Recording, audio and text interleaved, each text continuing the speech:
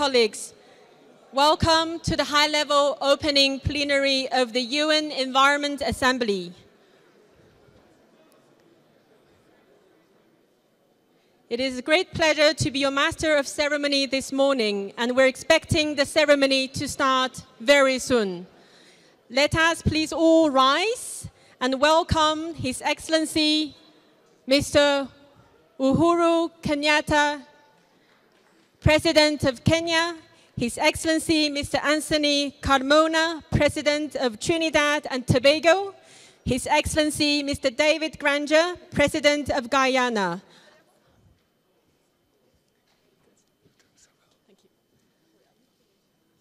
A round of applause, ladies and gentlemen. Thank you very much.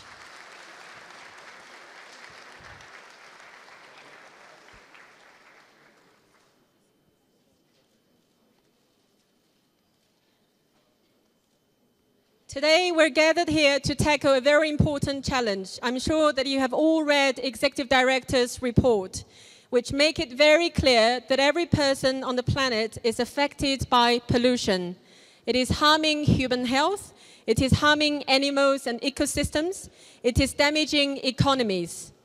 Resolutions are under consideration, but we have many other streams of work. This morning, we will hear from His Excellency Mr. David Granger, President of Guyana, His Excellency Mr. Anthony Carmona, President of Trinidad and Tobago, His Excellency Mr. Uhuru Kenyatta, President of Kenya, Mr. Eric Solheim, our very own Executive Director of UN Environment Program, and His Excellency Dr. Edgar Guterres, President of the UN Environment Assembly.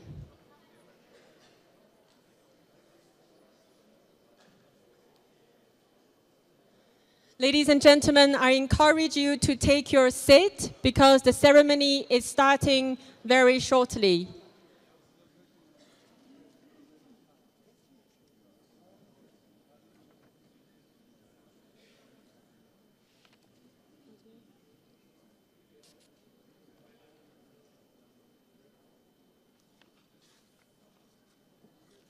Let me also inform the delegates in this room that after the opening ceremony, there will be leadership dialogues taking place simultaneously with the national statements.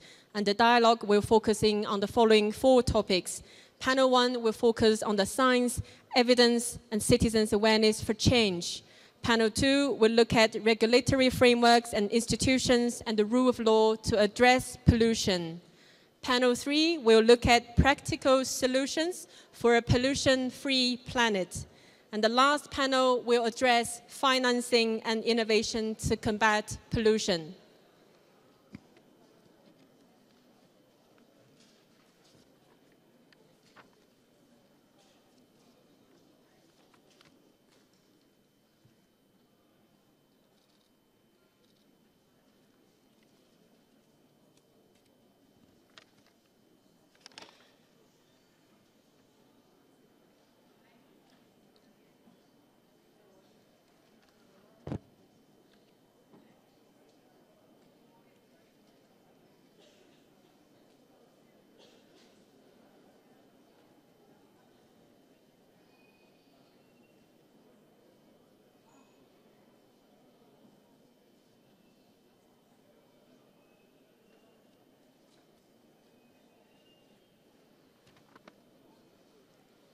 Your Excellencies, ambassadors, dear colleagues, media friends, please take a seat because the ceremony will start momentarily. Thank you very much.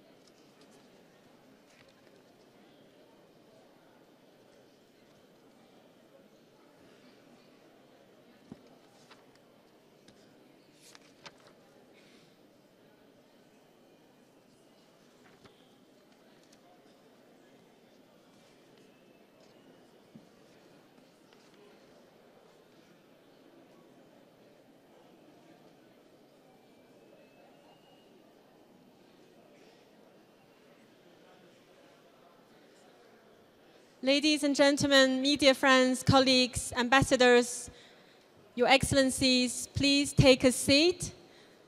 We're expecting very exciting programs on the leadership dialogue after the opening ceremony, as well as national statements.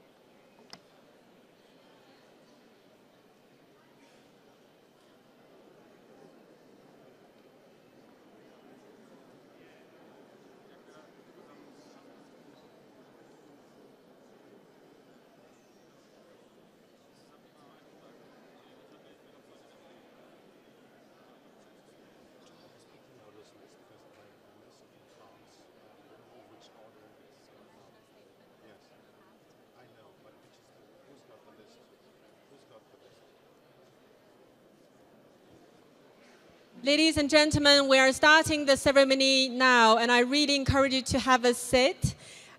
Different to previous years, this year we want to do something more exciting than taking a photo outside. So we are going to strike a beat pollution photo with all of you and dignitaries on the podium in the hall. So if I may invite our colleagues from the communications team to bring in the banner.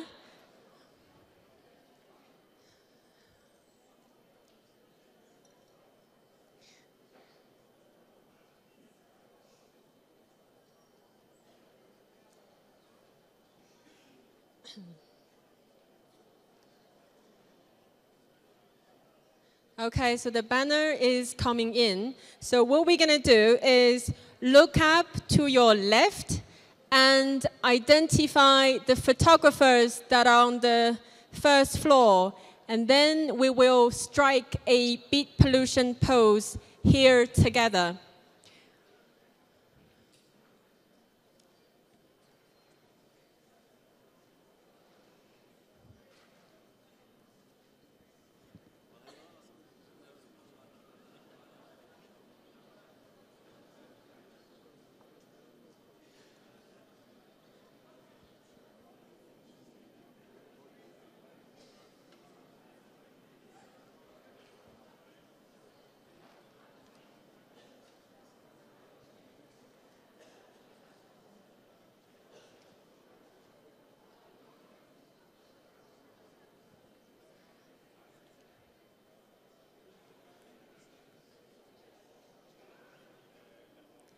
Okay, colleagues, are we ready?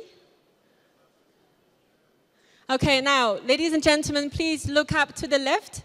And now I would encourage you to stand up so it's more lively.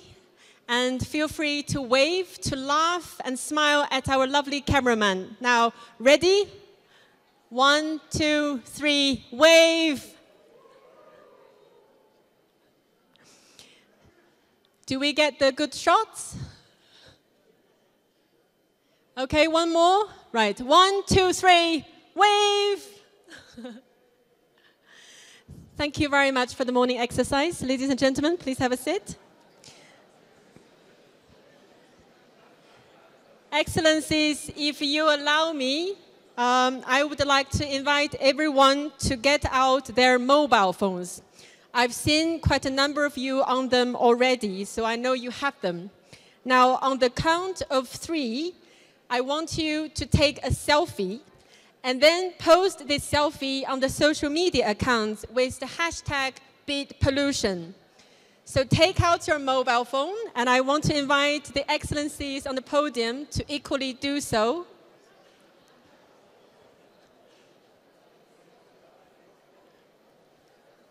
Yes. Feel free to do a group selfie. Okay, so ladies and gentlemen, selfie time. Are you capturing that moment? Very good.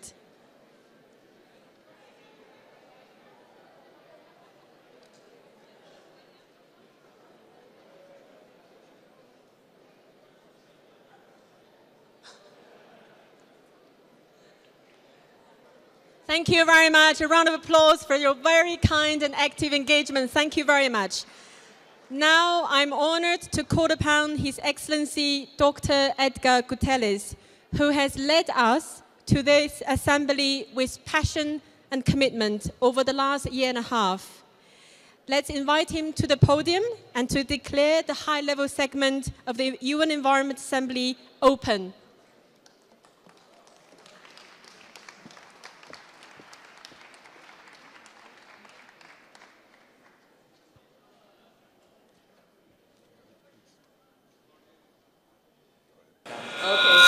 Secretary of State. I think I know him. Is it working? I just wanted to make sure that you please respect the Austrian court. Good morning to all. Close.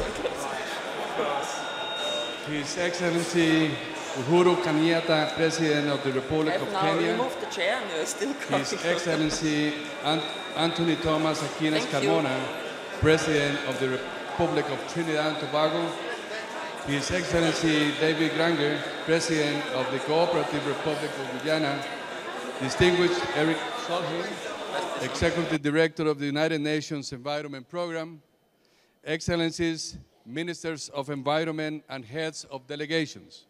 Distinguished representatives of major groups and stakeholders, ladies and gentlemen. In Stockholm in 1972, the world agreed that everyone has the fundamental right to freedom, equality, and adequate conditions of life in an environment of equality that permits a life of dignity and well-being. This statement has been the leading beacon for environmental policy in many countries and has made explicit, among other things, that natural and renewable resources must be safeguarded, maintained, and restored in order to permit a life with dignity and well-being. That we would take all possible steps to prevent pollution of disease, and that we just struggle of the peoples of all countries against pollution should be supported. This was ratified at Rio in 1992, in Johannesburg in 2002, in Rio again in 2012. And in 2015, the importance of the environment was recognized in almost every one of 17 Sustainable Development Goals that promise to protect those rights and leave no one behind. Yet, at the end of 2017, while we still agree those rights are fundamental, we have failed to protect them. More accurately, we have not fully protected the people who count on us to reinforce those rights. We live on a beautiful planet, rich in nature and culture, and opportunities to provide people everywhere with a good quality of life. Yet we have chosen to create a world where consumers' rights seems to outstrip human rights, where we are putting ourselves at risk from virtually everything we eat, drink, and breathe, and where it is still the most vulnerable in our society who pay this highest price for profit of others who damage or dispute control of environmental resources.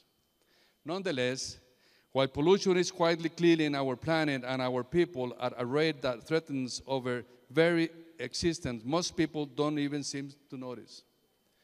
In Stockholm, we recognize that ignorance or indifference can do massive and irreversible harm to the environment on which our lives and well-being depend. Yet, we still take our inseparable relationship with Earth's ecosystem for granted. It is a relationship we can choose to use and abuse, but we cannot live without it and we cannot escape the damage inflicted on it. Plants, animals, oxygen, and natural resources support every source of food, shelter, jobs, and income. Forests and peatlands can slow global warming, just as mangroves and coastal systems can reduce the impact. Excellencies, the good news is that it is within our power to prevent pollution and to repair our planet. Prevention can be achieved through advocacy, legislation, technology, and consumer demand. While remedial actions will take time, whatever it costs will still be less than the cost in lost ecosystem services, healthcare, and workdays. Health problems already cost $5 trillion today, before we even feel the full impact of the 50 trillion plastic microbeads, 130,000 uncontrolled chemicals, and numerous other substances gradually making their way into our bodies. Good practices and examples of policies and technologies to prevent and tackle pollution already exist. By promoting countries to reduce emissions of greenhouse gases from the burning of fossil fuels, the Paris Agreement can significantly contribute to tackling air pollution. Leading by example, some countries have put in place policies to support the use of electric vehicles. For example, through a comprehensive set of fiscal and non-fiscal measures, 1 out of 4 cars sold in Norway today is electric. In China, a national 2- and 3-wheeler strategy that started 10 years ago has now resulted in electric 2- and 3-wheelers having all but replaced petrol motorbikes in its major cities, with 230 million electric bikes in use today. My own country is implementing a program for the acquisition of electric vehicles. Such practices need to be scaled up and replicated around the world to achieve the desired impact. The first green freight strategy in Africa has been launched, aimed at improving fuel efficiency of road transportation and cutting emissions of major pollutants. Singapore is a model of effective water management, including reclaimed wastewater. By 2060, new water should supply as much as 55% of Singapore's water demand for reclaimed wastewater. Distinguished ministers, as leaders of governments, cities, civil society, businesses, scientific and financial communities, we are responsible for building the partnerships that can rapidly identify and scale up solutions. We must invest in creating and sharing the scientific data to help decision makers anticipate, monitor, and respond to threats. We must ensure that information is freely and easily accessible, and we must empower, equip, and support legislators and policymakers who can hold us accountable for our actions. But as mothers, fathers, friends, workers, and consumers, we are equally responsible for the choices we make to support that. From ballot boxes and classrooms to shopping carts and household chores, each of us must take responsibility for everything we make, buy, use, and throw away. Where there are 5 times as many microbeads in the sea as stars in the sky, the scale of our responsibility and our challenge becomes clear. 45 years ago, we agreed that through the rapid acceleration of science and technology, humanity has acquired the power to transform the environment in countless ways and on an unprecedented scale. Today, it is within our power to rapidly accelerate technologically and economically viable solutions that can drive social, economic, and environment development on an equal, unprecedented scale. Yes, we all have the right to a clean environment, but we must all be prepared to act for it. Excellencies, let me finish by reiterating my thanks to all the delegations. We have embraced a transparent, inclusive, and open process with the intention to deliver, and deliver we must. As a result, we have agreed to a text of the Ministerial Declaration as reflected in document UNEA-3/L19-Rev1 towards a pollution-free planet. I count on your support to adopt our, and I reiterate that our Ministerial Declaration, which I intend to submit tomorrow afternoon during the closing session. Thank you very much.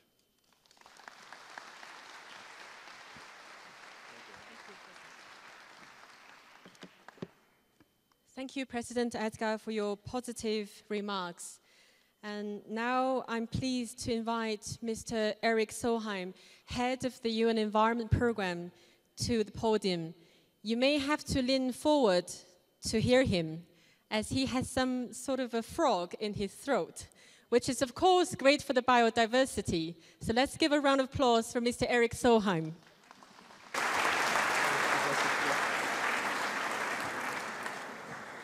Thank you so much. How sorry for my bad throat. I've probably been talking too much over the last few days.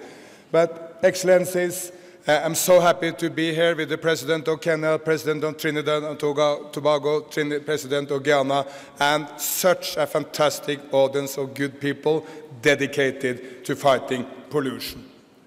And this meeting is taking place exactly at the right day. Because a lot of people have said that 5th of December is really what we should dedicate as the Global Day of Pollution, the Global Day of Smog. 5th of December 1952 was a day in London. There was no wind, it was extremely cold. At the time, the Brits exported their best coal and took the worst coal back home in London. And it was the starting day of what was called as the Big Smoke, or the Great Smog of London. At the worst, it was so bad that people in the city centre of London could not have a visibility of more than 1 meter. Entire traffic system broke down except for the underground. And historians now tell us that probably 12,000 people were killed in the Great London Smog. 5th of December, 1952. Today we are 5th of December 2017, and we are dedicated to make sure that these kind of events never come back anywhere on the planet. And look upon how the Brits took action, because in 1956 they passed the Clean Air Act, which I believe probably was the first such act anywhere in the world, informed by the Great Smog. And indeed, the United Kingdom, who was basically formed and based on coal. Historians tell us that the Industrial Revolution happened in the United Kingdom because the kingdom was abundant with coal, and there were waterways to bring the coal around. Now coal is down to 2% of the energy mix in the United Kingdom. The United Kingdom in Bonn formed the anti-coal alliance with Canada and many other nations. And indeed, United Kingdom will phase out coal very, very soon. So it shows what we can do if we do take determined action. The United Nations global leaders a few years back came forward to make 17 fantastic sustainable development goals. No one basically remember all the 17, not even the ambassadors, and maybe Mashiro Kamau, the ambassador of Kenya, one of the greatest ambassadors in New York, maybe he can remember them, but very few of the rest of us. But don't worry, because it's very easy. These 17 goals is about people and planet, bringing education, health, and getting every human being out of poverty, and taking care of the fantastic ecosystems of the mountains of the Himalayas, the grasslands of Kenya, or the deserts of the Arab Peninsula, or whatever you are thinking of. People and planet, and pollution is front and center of that. Because if we cannot curb pollution, we will not serve people, and we will not take care of the planet. Pollution is about health. World Health Organization tells us that 7 million people on planet Earth are dying every year just from air pollution. Pollution is about the environment. Back home in my nation, Norway, very recently we had a whale swimming across the coast there. That whale behaved very erratically and people shot the whale. In the stomach of the whale, they did find 30 plastic bags. The whale as seabirds and indeed camels in deserts or what any number of animals are feeding on plastics. They're dying from it and it's destroying our environment. Fighting pollution is also about our economies. The enormous loss from pollution is there in nearly any nation on the planet. Our economies will thrive if we fight pollution. Fighting pollution is also about jobs. We need jobs. Every president, everywhere in the world. I just had a conversation with President Kenyatta, and he told me how important jobs are to Kenyans and how important, by the way, the measures now taken by Kenya to make sure that you have an integration between Kenya and the neighboring states on economic measures, making it possible for Ugandans to come and work and marry and live in Kenya. This is what will create jobs for Kenyans and Ugandans and the entire East Africa. But it's all about jobs, and moving into a green economy can provide any number of jobs. In the United States of America, there are 5 times more jobs in the renewables than there are in coal. Fighting pollution is also about poverty. The world is not fair. The poorer you are, the more likely you are to be severely affected by water pollution, indoor pollution, and indeed also the outdoor pollution in the big cities of the world. And finally, fighting pollution is about climate change. One of the reasons we have set out fighting pollution is that nearly everything we do to curb pollution will be beneficial for fighting climate change and vice versa. The world is now rapidly moving into the renewable economics. Coal will be phased out. Renewables, wind and solar can compete with coal everywhere in the world for new investments. And of course that direction is fantastic both for climate fight and for fighting pollution. My friends, there is any number of good news. I mean, we all know the challenges are big. But let's focus in on the good news because those can inspire us to do more. Let me start right here in Kenya. The government of Kenya twice tried to stop plastic bags in Kenya. You failed. Then you decided to prepare that better and get it done the 3rd time. Congratulations, President, Minister of Environment, Minister of Foreign Affairs, and all Kenyans.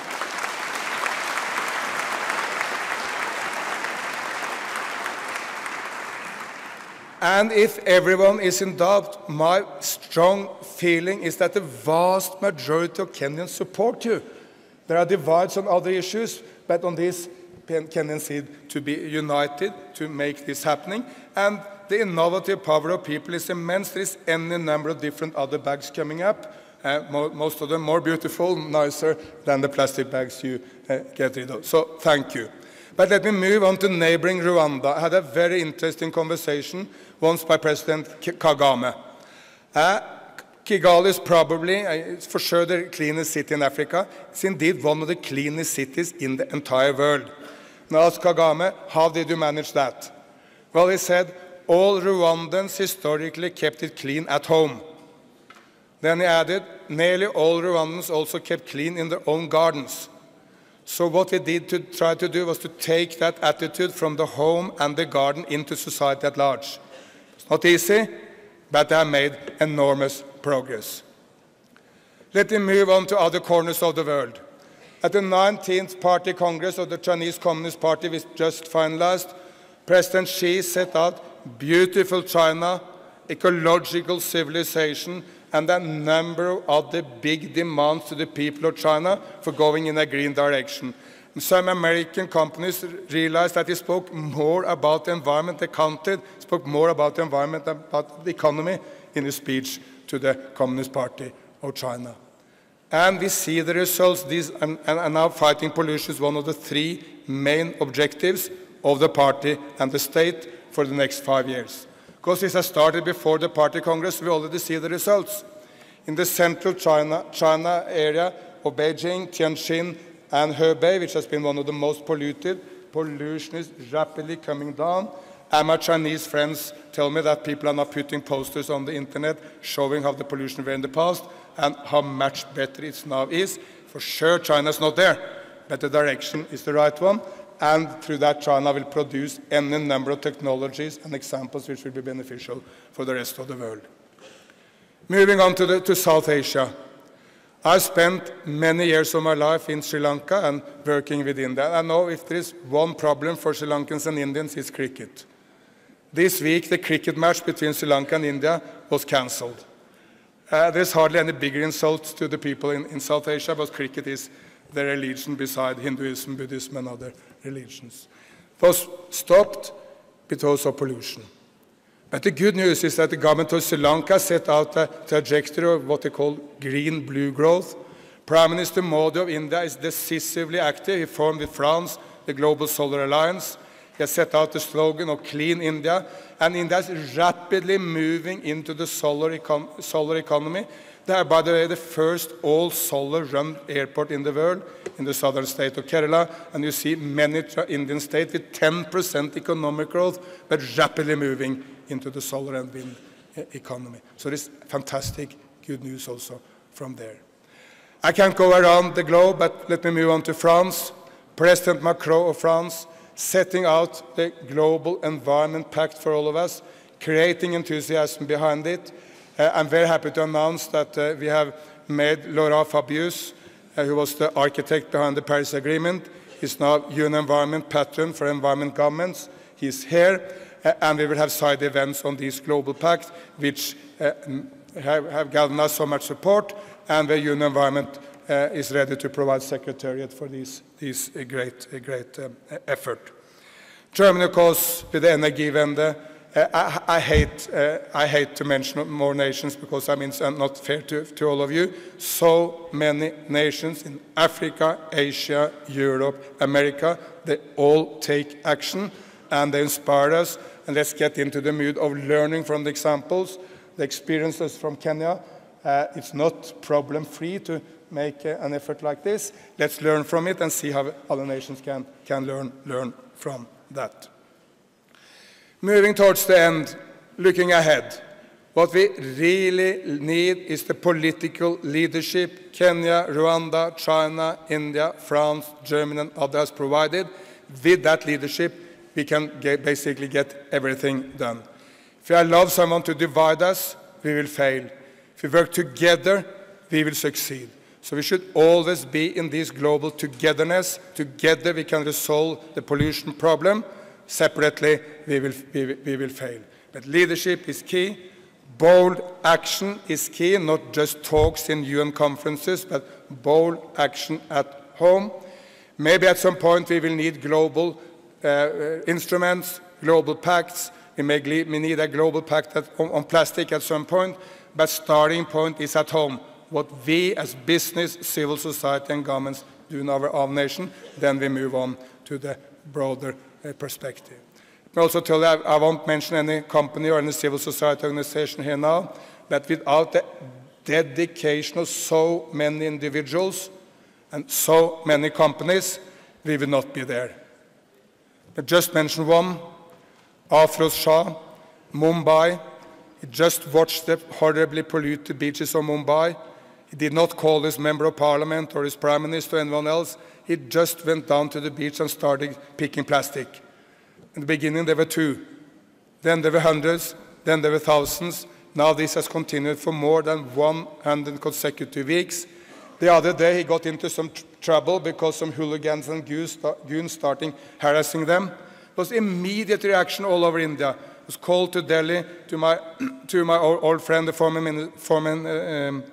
former UN ambassador, now the Minister of Urban Affairs, Hardip Singh Puri, called to him, who gave the full support to the government of India to his efforts, the state of Maharashtra supporting it. So it shows how one individual can galvanize a nation and get the support from the highest level of government and business. So let's embrace all these activists, all these businesses, and all this government who take us where we need to come. Finally, We have worked very, very closely with both the government of Israel and the government of Palestine in the recent weeks and months, and indeed the entire year, with the aim of setting out how we can really work to provide a better environment in Palestine and indeed also in Israel. I would really like to thank both Israel and Palestine for the flexibility. We have agreed that we will set out in the first quarter of 2018 an assessment of the environment situation in Palestine, and we will do that in cooperation between Israel and Palestine. I will also thank all those who have supported this great effort. That's the Arab League, it's the United States of America, it's the European Union, there are others. Without your support, it will be more difficult. But at the core of it is the flexibility of Palestine and the flexibility of Israel to really make this happen. I applaud it and hope we can have more of that in different conflicts in the world.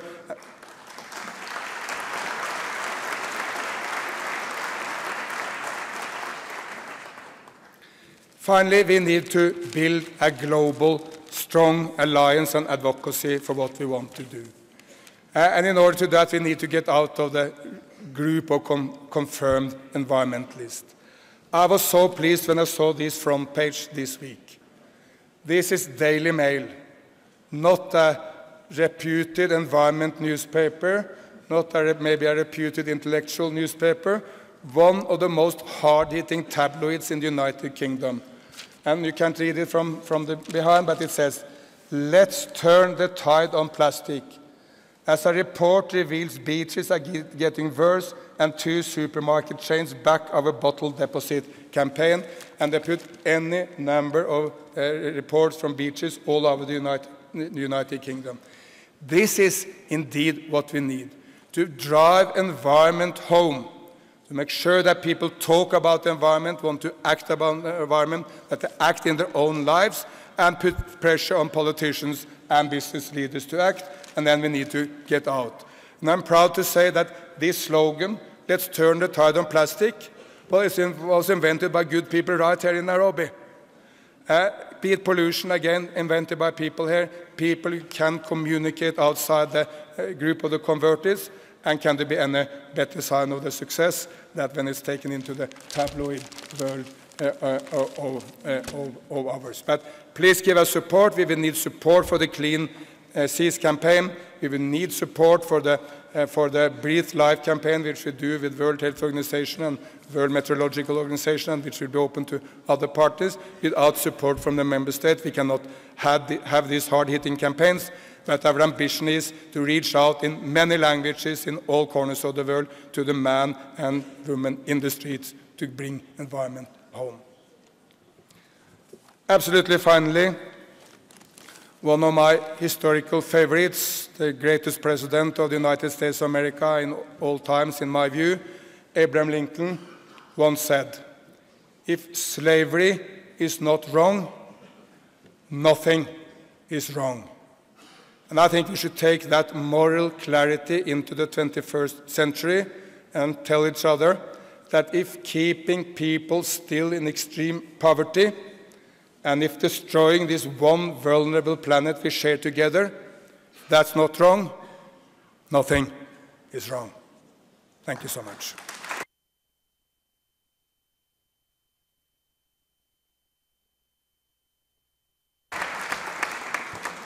Thank you, Mr. Solheim, for your inspirational speech. The next speaker needs very little introduction. His Excellency, Mr. Uhuru Kenyatta, is our gracious host today, but also the man who ushered into the ban on the plastic bags ban, making Kenya a global leader on tackling pollutions from land and seas. Let us welcome President Uhuru Kenyatta to the podium and deliver the speech.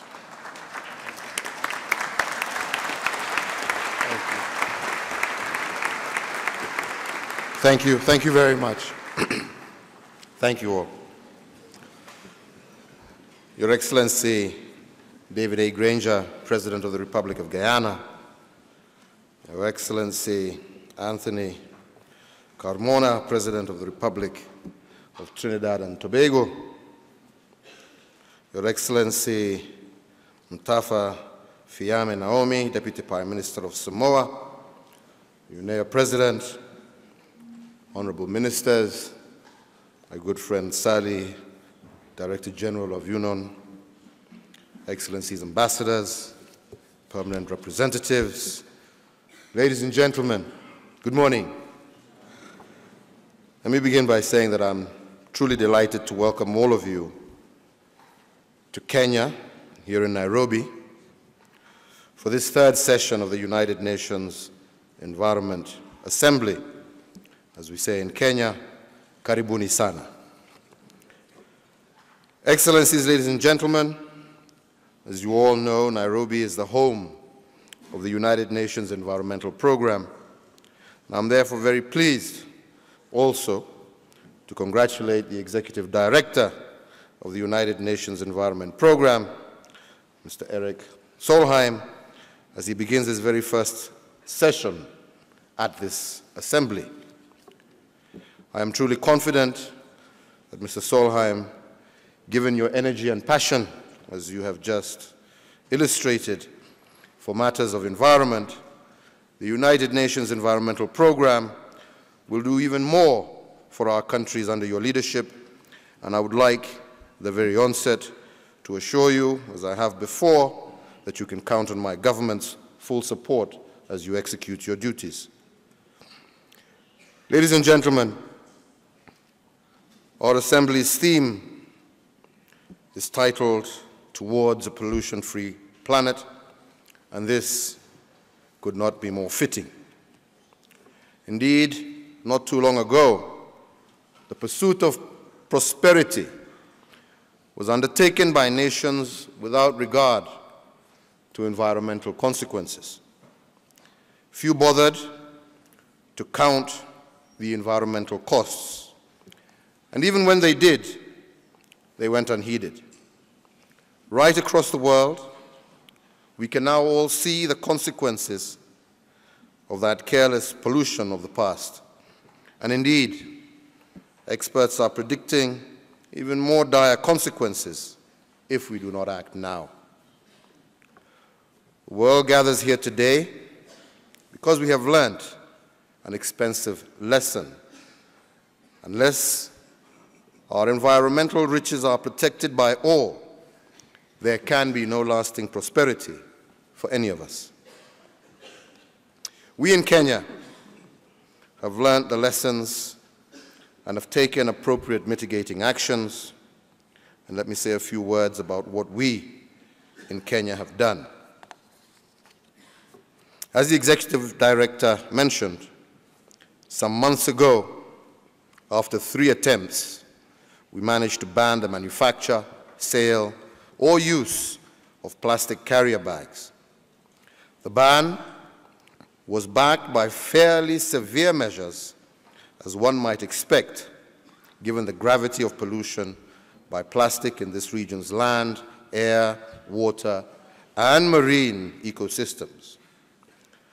The ban may seem only a small step, but in fact, it has already cut plastic pollution substantially in Kenya.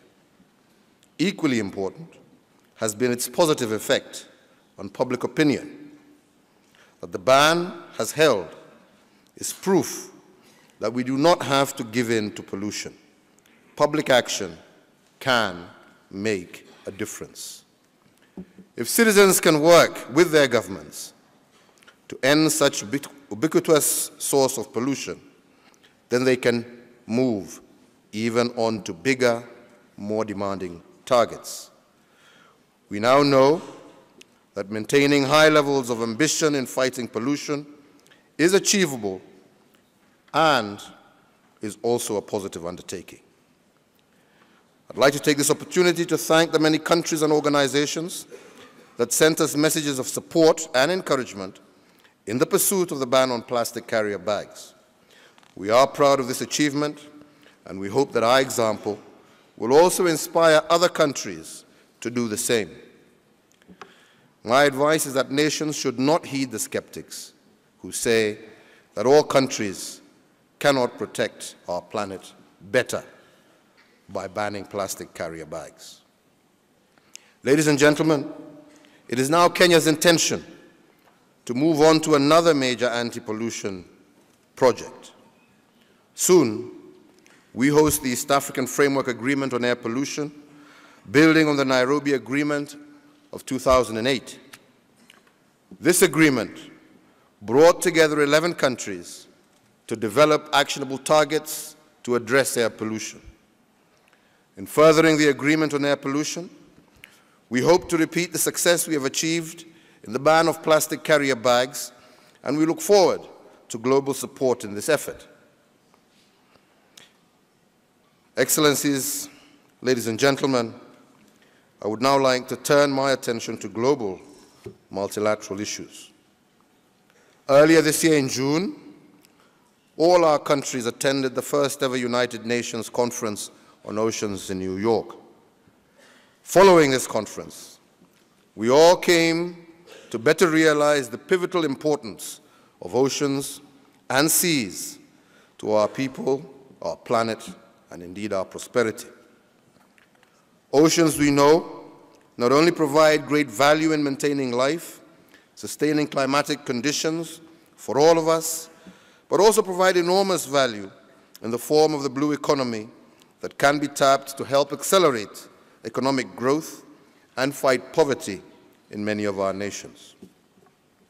Today, therefore, I'd like to draw your attention to two important outcomes from Kenya's engagement in the United Nations Oceans Conference. First, Kenya has decided to bid for hosting the second Oceans Conference in 2020. In doing so, we look forward to your support and participation in the conference. Second, the true value of the blue economy remains unrealized, especially by many developing countries. And therefore, building up to the Oceans Conference of 2020, to which I have just alluded, Kenya is looking into the possibility of hosting a global conference on the blue economy during the first quarter of next year, 2018. It is our intention to work with interested nations, as well as a special envoy on oceans of the Secretary General of the United Nations and United Nations organizations. And I would like to take this opportunity to extend an invitation to other nations and organizations to join us and co-host the conference in order to help us explore and maximize on the full potential of the blue economy in our world. Your Excellencies, ladies and gentlemen, even as we move to build and expand our work on oceans and the blue economy, our country, Kenya, will remain steadfast in its commitment to promoting its work on the forest economy. As you are all aware, next year, at the high-level political forum in New York, SDG 15 on forests and life on land will take center stage. Kenya, working closely with Brazil, China, and Norway, will build on the work started here at UNEA-3 to further deepen our commitment and work on forests and life on land for the betterment of the lives of all our peoples. 5 years ago, in 2012, the world gathered in Brazil at the United Nations Conference on Sustainable Development, during which it reaffirmed its commitment to the environment. In the outcome document, The Future We Want, the summit committed itself to strengthening the role of the United Nations Environmental Programme as the leading global environmental authority. The United Nations Environmental Programme would set the global environment agenda, promote the coherent implementation of the environmental dimension of sustainable development within the United Nations system, and it would also serve as an authoritative advocate for the global environment. Now, as then, Kenya remains wholly committed to strengthening and supporting the United Nations Environmental Programme to achieve this noble goal. And this is why we, as Kenya, will increase our funding to the organization in order to support its programs. I would also like to encourage other member states to consider raising their voluntary contributions to help the United Nations Environmental Programme discharge its mandate effectively. Indeed, in keeping with the summit dictates, my challenge to the United Nations Environmental Programme is to take steps to strengthen your headquarter function. This is particularly important because we expect a more effective, efficient, and responsive organization, given the growing importance of your work. And I am certain that the renewed focus on reforms within the United Nations, led by the Secretary-General, will also strengthen the United Nations Environmental Programme, and in particular, the urgent efforts being undertaken to consolidate its headquarters functions here in Nairobi. Let me also welcome the planned expansion and modernization of the United Nations offices and conference facilities here in Nairobi. These are long overdue improvements, and I believe that these will ensure that the United Nations Environmental Programme and all other UN organizations and entities based in Nairobi enjoy a better and more modern working environment. My administration, as always, will continue to support every effort of the Secretary-General's reform agenda and modernization programs. Finally, as I conclude, let me once again thank each and every one of you for sacrificing your busy schedules to attend this important assembly. I would like to wish you all great success in your deliberations, and may the results of your work have long and lasting positive outcomes on our environment for a better future for all of us and for future generations. With those few remarks, it is indeed now my pleasant duty to declare this assembly officially open and wish you Godspeed. Thank you very much. Yep.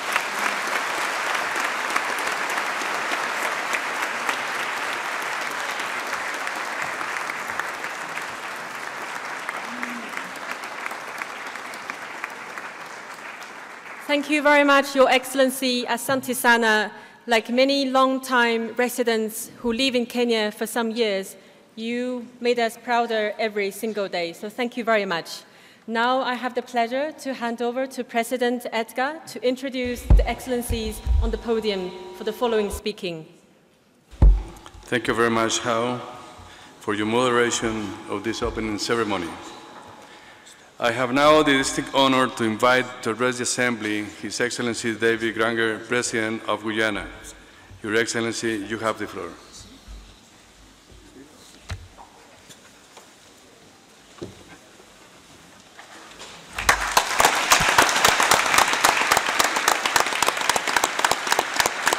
Thank you. Thank you, Your Excellency Uhuru Kenyatta, President of the Republic of Kenya, Your Excellency Anthony Carmona, President of the Republic of Trinidad and Tobago, Your Excellency Mr. Miroslav Lajčák, President of the United Nations General Assembly, Dr. Edgar Gutierrez, President of the United Nations Environment Assembly, Mr. Eric Solheim, Executive Director of the United Nations Environment Programme, ladies and gentlemen, distinguished guests, I would like to start by thanking the government and people of this beautiful country for their warm welcome and for the hospitality that they've afforded my delegation. Guyana welcomes the opportunity to participate in the third session of the United Nations Environment Assembly and its associated meetings. I thank the Executive Director of the United Nations Environment Programme, Mr. Eric Solheim, for inviting me to address the high-level segment opening of this assembly. The Assembly's theme, Towards a Pollution-Free Planet, expresses humanity's common aspiration for environmental security.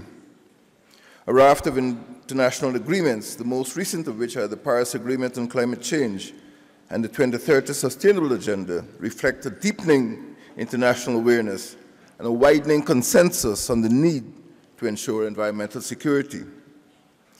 This Assembly's mission is to point to the path forward in translating its aspirations into actions, which will lead to a pollution-free planet. All states are not created equal. Their different endowments must guide a four-pronged approach that take their capabilities into account.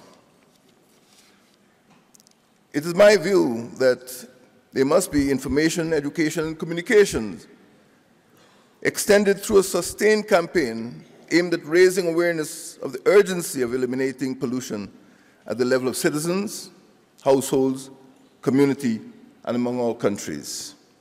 It is not to be assumed that peoples everywhere are aware of the consequences of contamination and pollution. Poverty reduces people's range of choices. People cut down trees for firewood. Persons in remote areas might be ignorant or uninformed, leading to risk-taking or recklessness. Secondly, cooperation must be strengthened to ensure that states, particularly small states, can benefit from the transfer of technologies and can access international financing to support programs to reduce pollution. Thirdly, there must be an intensification of our reliance on international organization.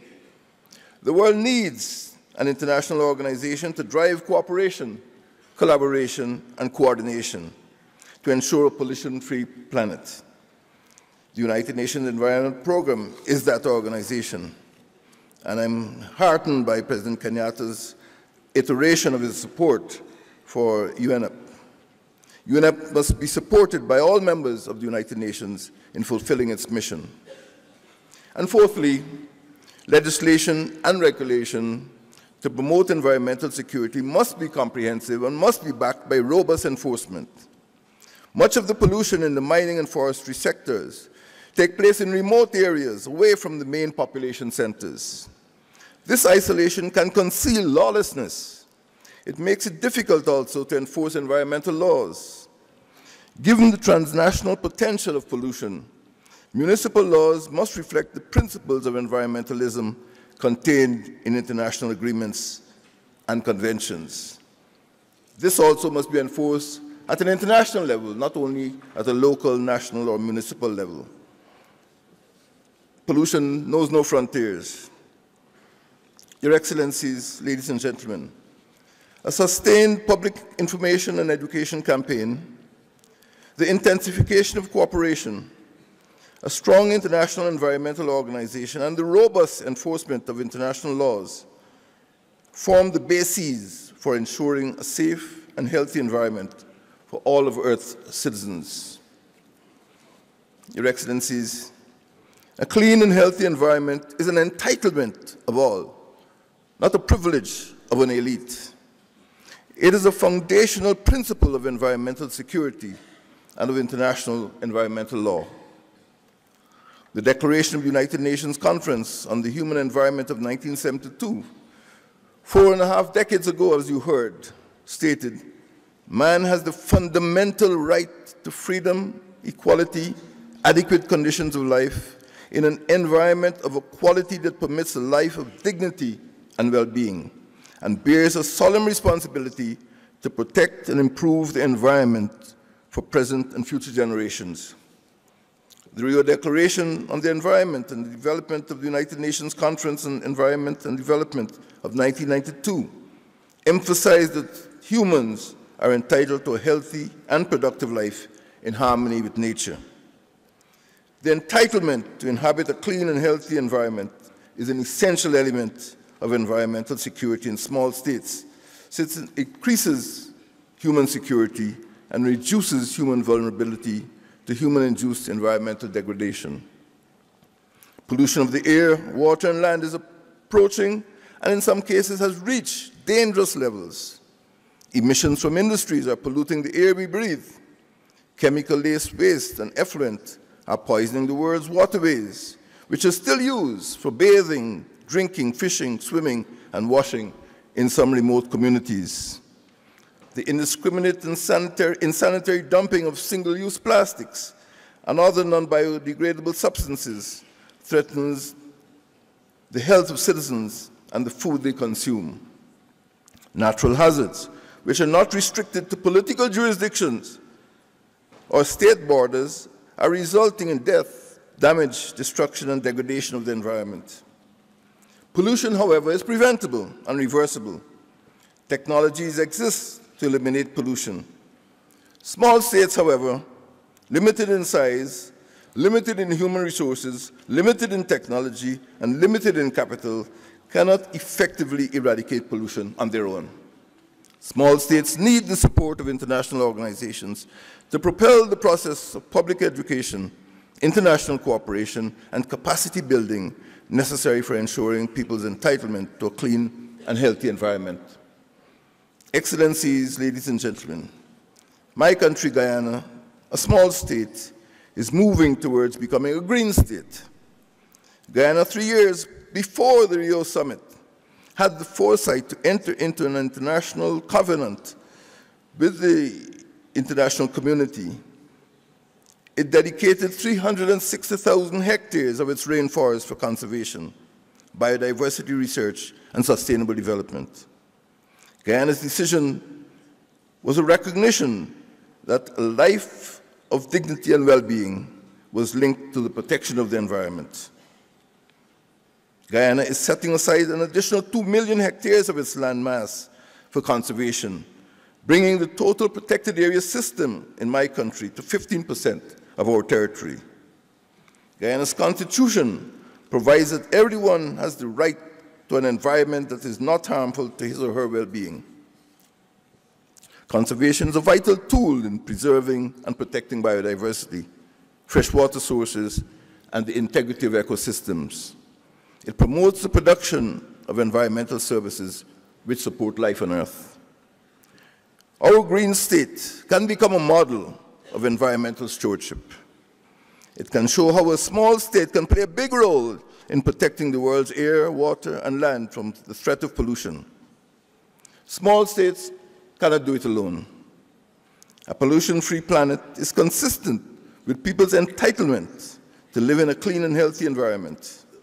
It promotes environmental security of small states. That entitlement can be realized through support for an extensive information, education, and communication campaign aimed at raising awareness of environmental responsibility. Support for international cooperation, support for international organization, and support for legislation aimed at giving effect to the principles of international environmental law. Your Excellencies, ladies and gentlemen, I commend the United Nations Environmental Programme for organizing this important assembly. I wish it all success in advancing the cause of a pollution-free planet, not only for this, but for all future generations. I thank you.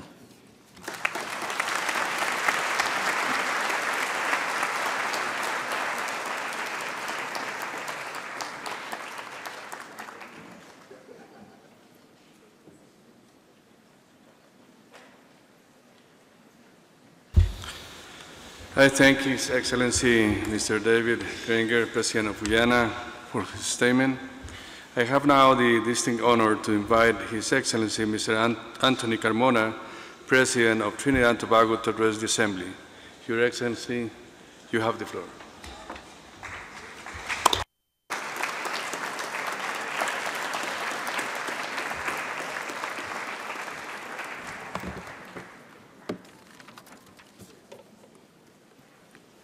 Thank you very much. Your Excellency, President Uhuru Kenyatta, President of the Republic of Kenya. Your Excellency, Brigadier David Granger, President of the Cooperative Republic of Guyana. Your Excellency, Edgar Gutierrez, President of the UN Environment Assembly. Mr. Eric Solheim, Executive Director, UN Environment. Ambassador Zwede Zalewuk, Director General, UN Office at Nairobi. Your Excellency, Maria Chatardova, President of the UN Economic and Special Council. Distinguished panel members, distinguished ladies and gentlemen, and all other specially invited guests. Ladies and gentlemen, at a time when the international community is becoming more aware of the degradation caused to the environment as a result of centuries-old destructive anthropogenic activities, the overarching theme of this session of the Assembly, towards a pollution-free planet, is timely and crucial. It is no coincidence that such a challenge is taking place this week in the Republic of Kenya, archaeologically characterized as the cradle of humanity. It is therefore not fortuitous to aspire that at the conclusion of this assembly, Kenya becomes the cradle of hope for our humanity.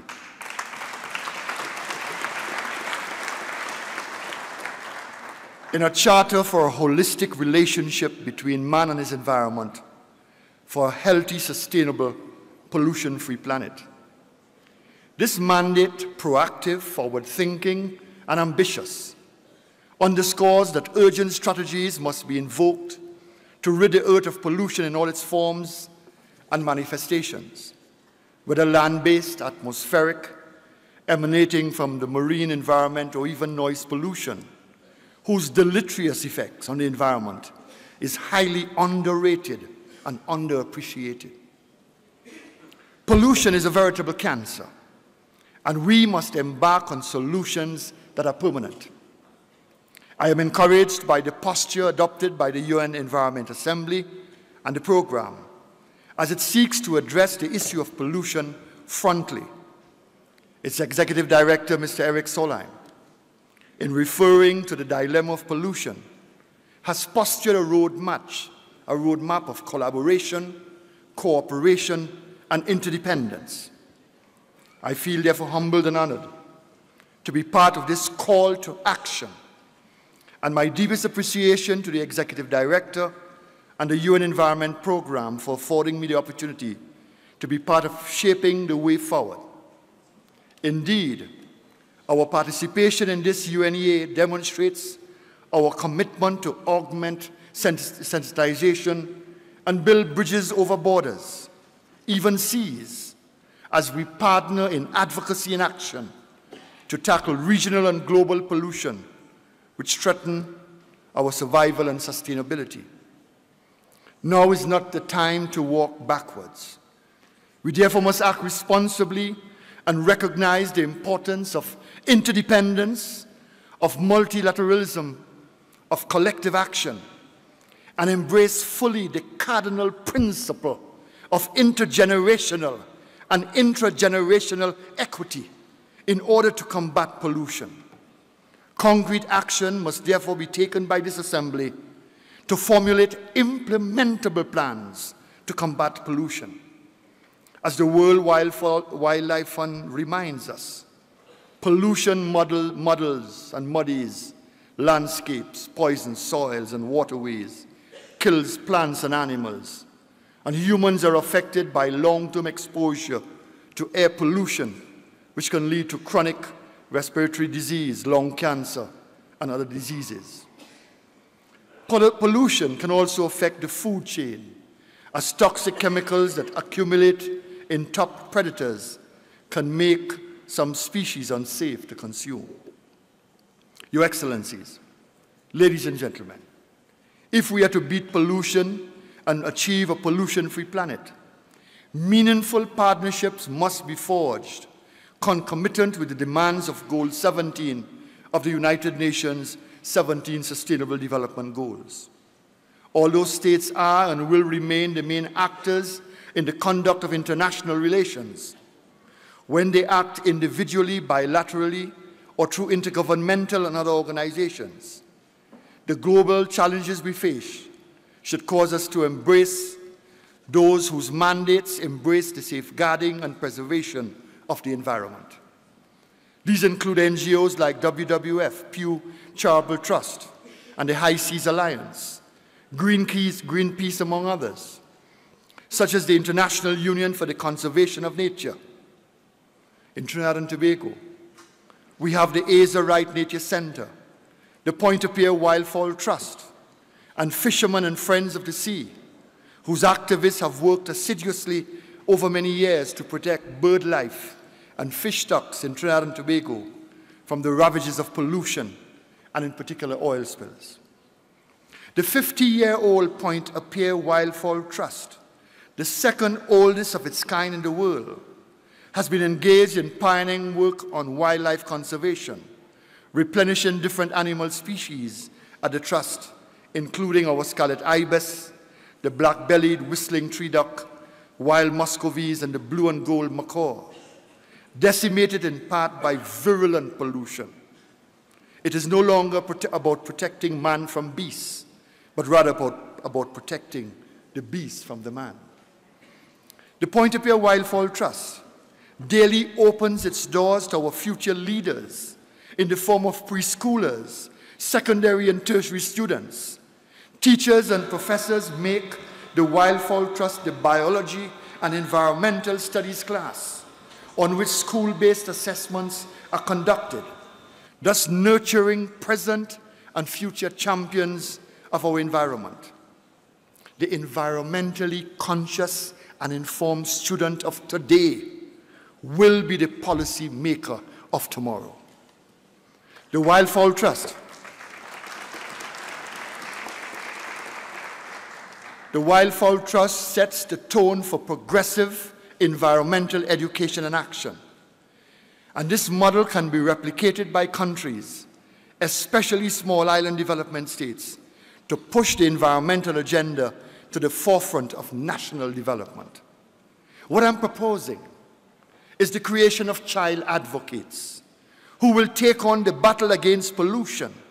Yes, the child advocate, not a person who advocates on behalf of children, but rather the child who becomes an advocate for the environment, for anti-littering campaigns, for beach cleanups, for climate change, for saving the whales or elephants or plants, and even saving us adults from ourselves.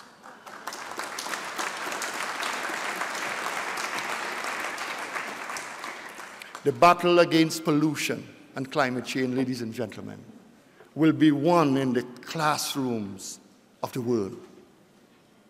On November 27th, only a few days ago, I helped launch as the patron the Carbon Neutral Initiative, the first of its kind in the Caribbean at my alma mater, Presentation College San Fernando, in collaboration with an NGO, the Carbon Zero Initiative of Trinidad and Tobago, CZIT. The students pledged to protect the environment and actualize the objectives of the project, which are: achieve carbon neutral status, 2, take the lead in creating awareness and promoting reduction in greenhouse gases, 3, write the manual of sustainable living in the Caribbean, and 4, foster the next generation of leaders in combating climate change and pollution. Now, we can only beat pollution and achieve a pollution-free environment if we act responsibly and honor commitments we have made elsewhere. For far too long, we have been plagued by an implementation deficit in our national, regional, and international commitments and legislation.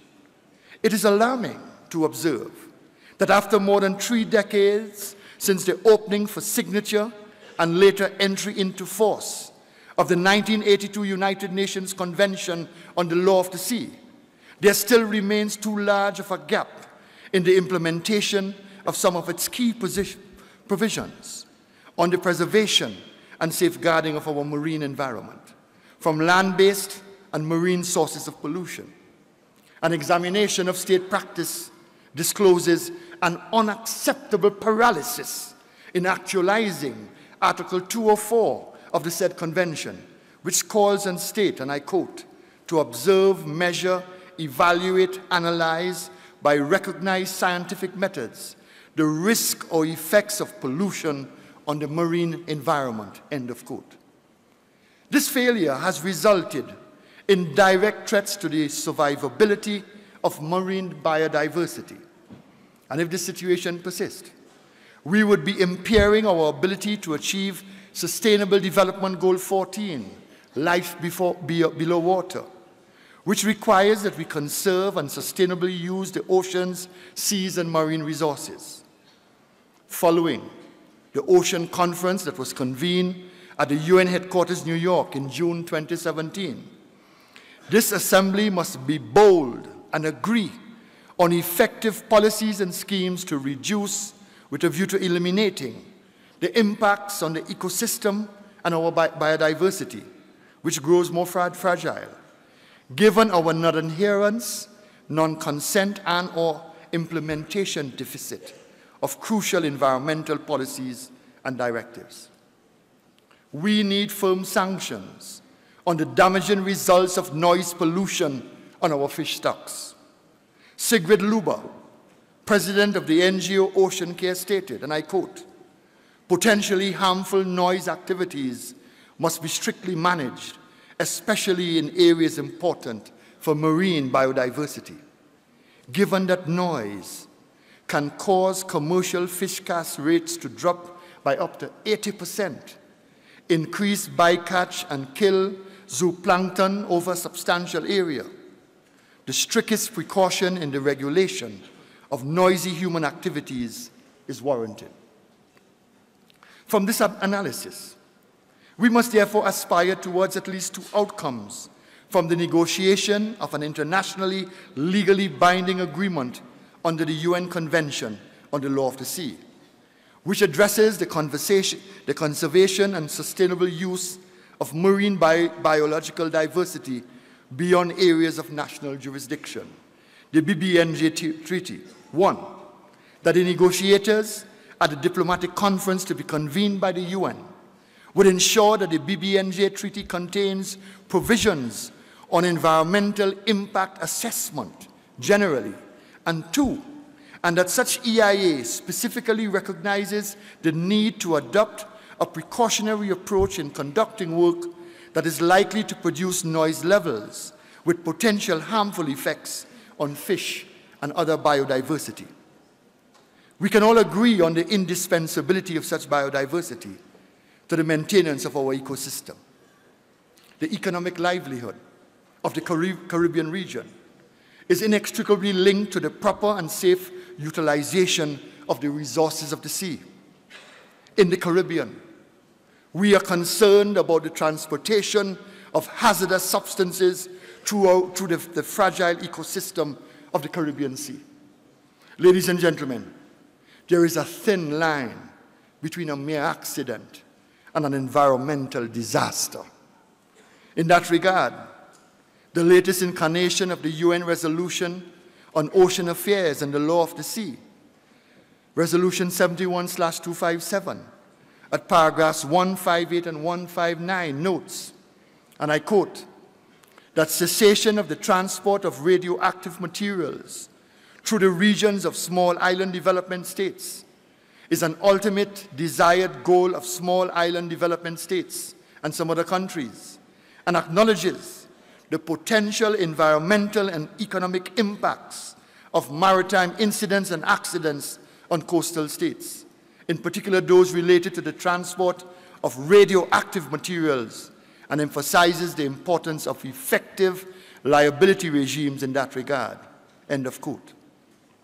Further, another grave area of concern are the statistics rendered by the US Environmental Protection Agency that a single 3,000-person cruise ship pumps 150,000 gallons of sewage into the sea per week.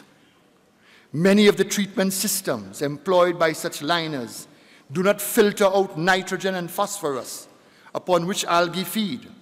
With the growth of algae, there is a corresponding tripping of oxygen in the water, suffocating shellfish, corals, fish, and other sea creatures. The time has come for this August UNEA to look critically at this issue in the context of engaging standards of maritime conduct and best practices. Short-term benefits must always be trumped by our generational responsibility to protect and conserve our environment. We must therefore continue to culture a zero policy towards plastic pollution in the fact of the alarming statistics of the World Economic Forum, which predicts, and I quote, pound for pound, there will be more plastic in our oceans than fish by 2050, and that 8 million tons of plastic waste end up in the oceans every year. A team of scientists recently discovered sizable chunks of polystyrene on remote frozen ice floes in the middle of the Arctic Ocean in an area previously inaccessible to scientists. All of this against the background of microplastic consumed by animals and fishes. Plastic flows and pollution do not recognize international borders or boundaries. When our turtles and whales or endangered marine life, especially our prized leatherback turtles that migrate to the Caribbean to nest, sometimes suffocate because of the random pieces of plastic in our waters, ocean governance demands action. The Republic of Kenya must therefore be commended for being in that vanguard movement to eradicate the use of plastics. Under the wise stewardship of the environmentally conscious President Uhuru Kenyatta, pursuant to Environmental Management and Coordination Amendment Act number 5 of 2015, Kenya banned the use, manufacture, and importation of all plastic bags used for commercial and household packaging.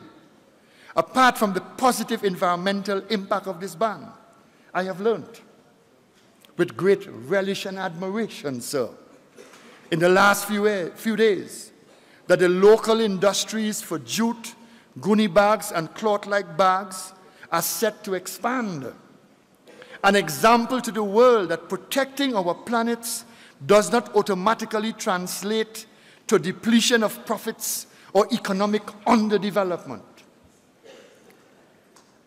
Much like plastic prohibition, extraction by companies of the earth's resources in whatever mode, gold, silver, bauxite, oil, and gas, must pay heed to that reverberating mantra of people over profits, as coined by my esteemed Caribbean brother, President David Granger of Guyana, in his address at this assembly yesterday.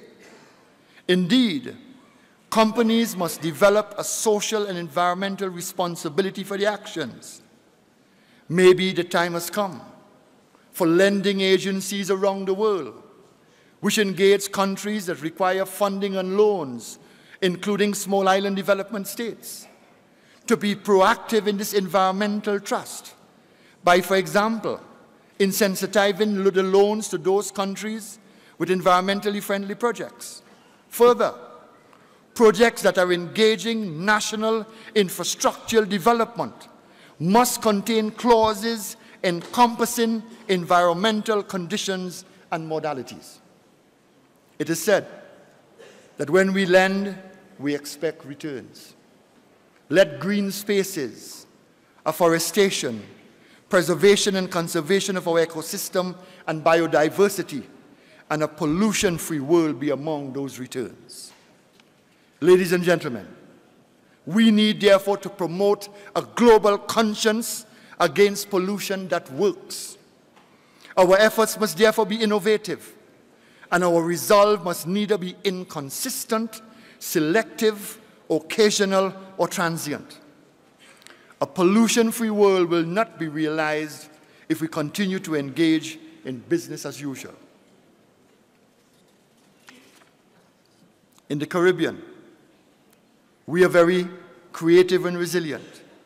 At the same time, our resolve is being severely tested, as far too often we are victims of extreme weather conditions that have resulted in the growing incidence of devastating hurricanes like Irma and Maria. These disasters have caused immeasurable damage to small island development states like Dominica, Barbuda, St. Martin, British Virgin Islands, and Anguilla, to name a few, and have set us back and has set back their development by more than 2 decades. As a Caribbean man, I express my gratitude and laud all those states and other entities which pledged financial contributions at the recently concluded high-level pledging conference for the Caribbean held last week at UN headquarters in New York. In this regard, I want to publicly commend all the individuals, companies, and diplomatic corps in and around the Caribbean who are holding hands to resuscitate and rebuild after the onslaught of these extreme hurricanes. President Kenyatta, I thank you because I'm fully aware that through your mission in Cuba, that you have in fact embraced us with great assistance, and I thank you, sir.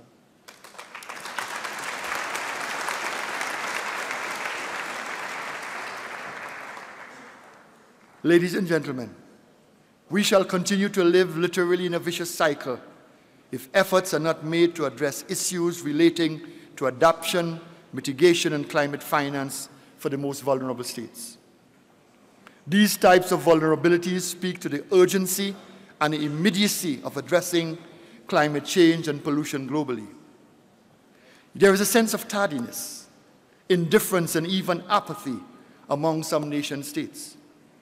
In order to erase that malaise hemispherically, I wish to suggest that the UNEA host a similar environmental forum in the Caribbean to raise the ante of awareness, pollution consciousness, and climate change. Mr. President, Excellencies, when we speak of defeating pollution, we also speak of the flip side of the same coin, that is combating climate change. In pursuing this objective, this Assembly shall be taking up the mantle towards achieving the UN 17 Sustainable Development Goals of the 2030 Sustainable Development Agenda. I submit that if we are able to beat pollution and achieve a pollution-free planet, the achievement of the SDGs and their targets, in particular, Goal 6 on clean water and sanitation, Goal 7 on affordable and clean energy, Goal 11, sustainable cities and communities, Goal 13, climate change, Goal 14, life below water, and Goal 15, life on land, would be welcome corollaries in the fight to ensure that no one is left behind in a pollution-free planet. The future of this planet is in your hands, and we must not squander the mandate that God has given us as custodians of this place we call Earth. It is my expectation, it is my prayer, that effective and wide-ranging and lasting remedies will be agreed upon to address pollution in all its forms and manifestations. I therefore support the narrative, which dictates that this objective can only be achieved if the following are agreed upon: a global compact on pollution which would make pollution prevention a priority for all, a strengthening of environmental and ocean governance at all levels, sustainable consumption and production through improved resource efficiency and lifestyle changes should be promoted. Waste reduction and management must be prioritized. Investment in cleaner production and consumption to help to counter pollution. Multi-stakeholder partnerships and collaborations are vital for innovation, knowledge sharing, and transdisciplinary research needed to develop technological and ecosystem-based solutions. And finally, pollution education, which is people-centered, to include the schools and other sectors where people's livelihoods are directly affected by all forms of pollution.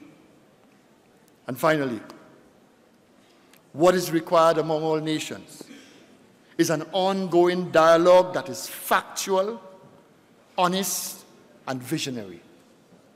The probing scientists and environmental activists concerned with the environment is not the enemy of economic sustainable development, but may well be the guardian of it. What he or she often demands of us, who walk the corridors of power, who are in positions of authority and influence, is to become global villagers with a global conscience that is vigilant to the negatives of pollution and climate change. It is possible to have a happy, symbiotic relationship between economic development and environmental integrity. My brothers and sisters, we must not run the risk of being indicted by our children and our children's children for our failures to ensure the sustainable development of Mother Earth and a pollution-free planet. I thank you, ladies and gentlemen.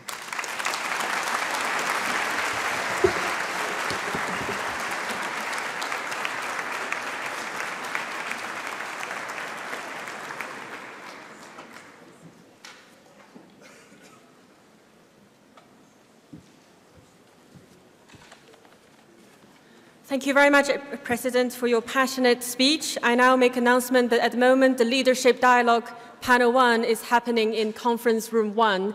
At the same time, the National Statement section will start very soon, so I also encourage you to stay. I now hand over to the President of the UN Environment Assembly for the next proceeding. And thank you very much for having me as the moderator for this morning. Thank you very much.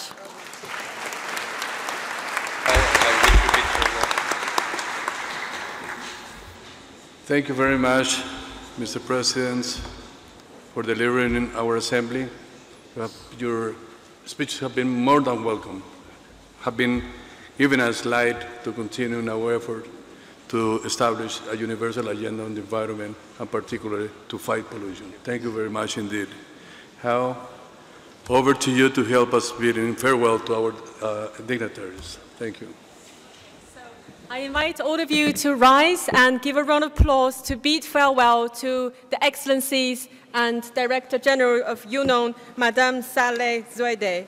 Let us bid farewell to His Excellency Mr. Uhuru Kenyatta, President of Kenya, His Excellency Mr. Anthony Carmona, President of Trinidad and Tobago, His Excellency Mr. David Granger, President of Guyana. Thank you for being with us this morning.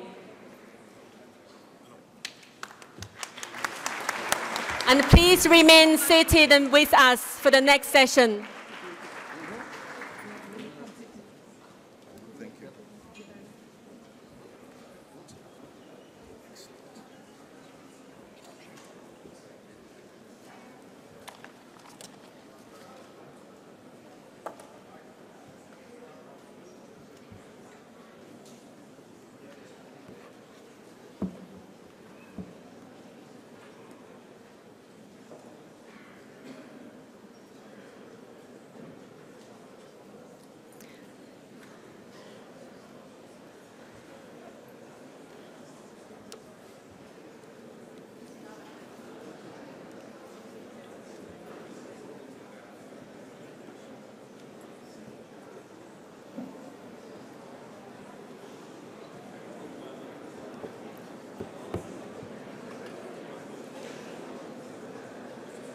Your Excellencies, Ministers, Ambassadors, media friends, dear colleagues, please remain with us for the next section, which is National Statement. For those who goes to Leadership Dialogue, it's in Conference Room 1. I now hand over to President Edgar for the next section. Thank you very much. Thank you very much, Hao, for moderating our first part of the session. Please be seated. Hey.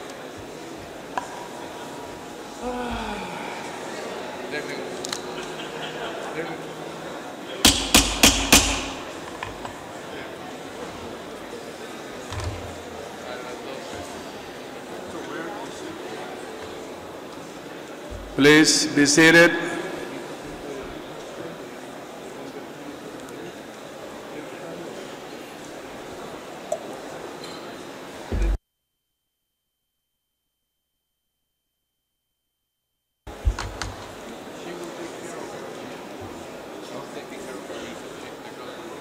Dear delegates, please be seated. We need to continue our work.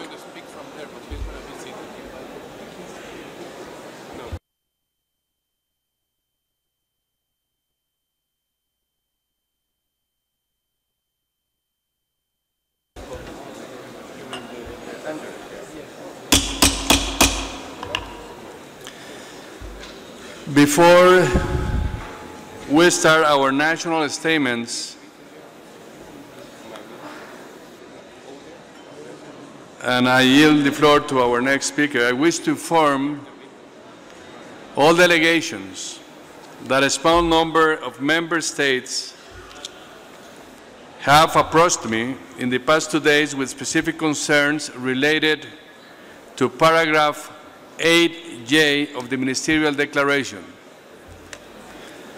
As President, I remain committed to each and every one of you. To that end, I have decided to convene an informal consultation with concerned delegations and other interested delegations. The consultation will take place today from 2:30 to 3:30 in conference room 10. I hope that in this manner we can clear the path to a successful adoption tomorrow of our ministerial declaration owned by you. We will now resume our program of work and continue with the consideration of Agenda Item 9 as decided in our first plenary meeting. To articulate the consideration of the first part of this item, the Secretariat has compiled a list of speakers in accordance with Rule 35 and 36 of our Rules of Procedure. In order to ensure that all representatives wishing to take the floor are allowed to do so, I would like to remind the representatives that the Assembly has limited the time on speeches to a maximum of 3 minutes for Member States and the 5 minutes for those who are speaking on behalf of groups or regional ministerial forums in accordance to Rule 38 of our Rules of Procedure. Please be aware that the microphone automatically cuts off after 3 minutes and a short period of grace. Jorge.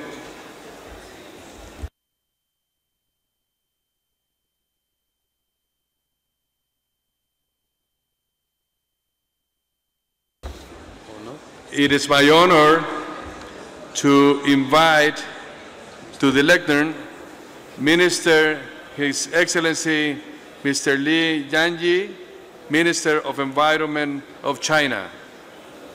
Dear Minister, you have the floor.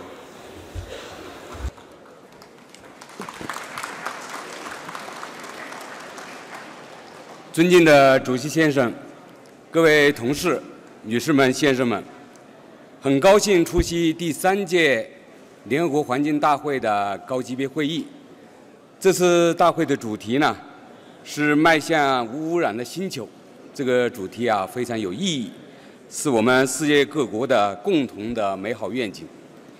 回顾过去，中国的生态环境保护进程与世界总体上是同步的，成效也是显著的。尤其是刚刚过去的5年，更是取得了历史性成就，发生了历史性变革。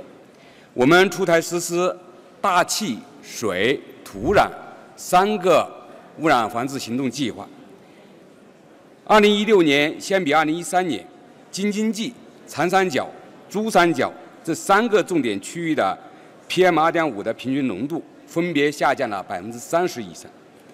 我们推动能源消费革命，2016年相比2011年，单位 GDP 的能耗累计下降了21%，单位 GDP 二氧化碳排放累计下降了27%，酸雨占国土面积的比例由历史最高点30%左右下降到了7.2%。我们在努力解决自身环境问题的同时，还积极参与国际环境合作。在蒙特利尔议定书框架下，中国累计淘汰消耗臭氧层物质占到了发展中国家淘汰量的1半以上。展望未来，习近平主席在今年10月举行的中国共产党第19次全国代表大会上，为我们擘画了一幅激动人心的生态环境保护蓝图。到2020年，要坚决打好污染防治攻坚战；到2035年，生态环境根本好转，美丽中国目标要基本实现；到本世纪中叶，生态文明要全面提升，建成美丽中国。我们要建设人与自然和谐共生的现代化，提供更多的优质生态产品，满足人民日益增长的优美生态环境需要。我们要推进绿色发展，着力解决突出环境问题，加大生态系统保护力度，改革生态环境监管体制。我们要推动构建人类命运共同体，构筑尊崇自然、绿色发展的生态体系，建设亲切美丽的世界。作为一个负责任的国家和国际社会的重要成员，我们将践行新发展理念，实行最严格的生态环境保护制度，坚决依法打击洋垃圾进口，实现人与自然和谐共生，保护与发展协同共进。我们将坚持环境友好，推进绿色的一带一路建设，继续加强南南环境合作，实现2030年可持续发展目标。我们支持索尔海默先生执行主任领导下的联合国环境署的改革，进一步提高行政效率和执行力，在全球环境治理体系中发挥更大的作用。我的发言完毕，谢谢大家。Thank you very much, Mr. Minister. It is my honor to invite to the lectern Minister Pacome Mouveia, Minister of Gabon.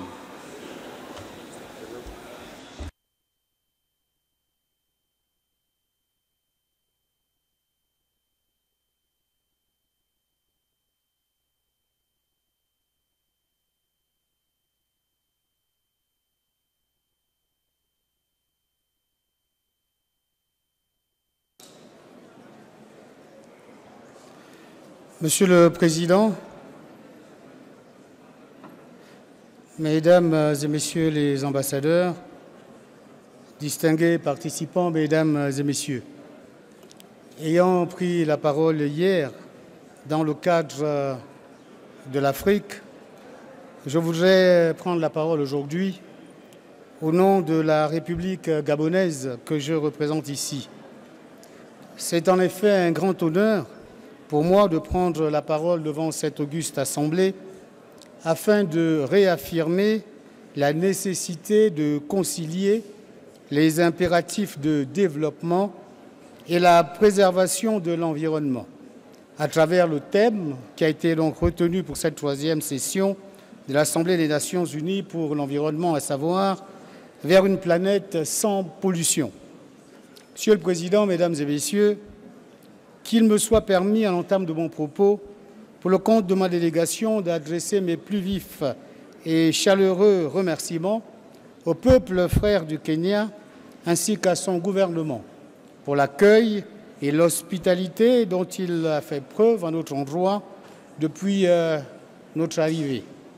J'adresse mes félicitations également à Monsieur le directeur exécutif de l'UNEP pour sa volonté affirmée d'accélérer le train des réformes de notre organisation conformément à la résolution 66/228 des Nations Unies, l'avenir que nous voulons à l'ensemble des ambassadeurs également et représentants permanents pour la qualité de leur travail durant toute la phase préparatoire des présentes assises. Monsieur le Président, Mesdames et Messieurs, vers une planète sans pollution est un défi qui nous interpelle tous. Pour le Gabon, mon pays, les efforts de préservation et de lutte contre les pollutions de tout genre se manifestent à travers un ordonnancement juridique fort, quoique perfectible. Sur le plan international, le Gabon voudrait ici réaffirmer son engagement total à la mise en œuvre intégrale de l'accord de Paris. Accord de Paris qui invite chacun des États signataires ayant ratifié cet accord à maintenir donc l'élan manifesté tant à Paris qu'à Marrakech. Par ailleurs, grâce à des politiques publiques avant-gardistes, issues de la vision politique du président de la République gabonaise, chef de l'État, son Excellence Ali Bongo Ondimba, à travers le plan stratégique Gabon émergent, la protection de l'environnement et l'amélioration du cadre de vie de nos compatriotes constituent un impératif gouvernemental. De plus, avec l'appui de certains partenaires, nous avons pu développer des outils de prévention et de lutte contre les pollutions. À ce titre, nous pouvons citer l'Agence d'études et d'observation spatiale qui nous permet, entre autres, de procéder à la surveillance de notre espace maritime et de notre couvert forestier, ainsi que de faire le suivi des nappes d'hydrocarbures en cas de déversement accidentel ou volontaire. Sur un tout autre plan, avec plus de 70% de sa population urbaine, le Gabon reste confronté à l'épineuse question de pollution tellurique et de gestion de déchets.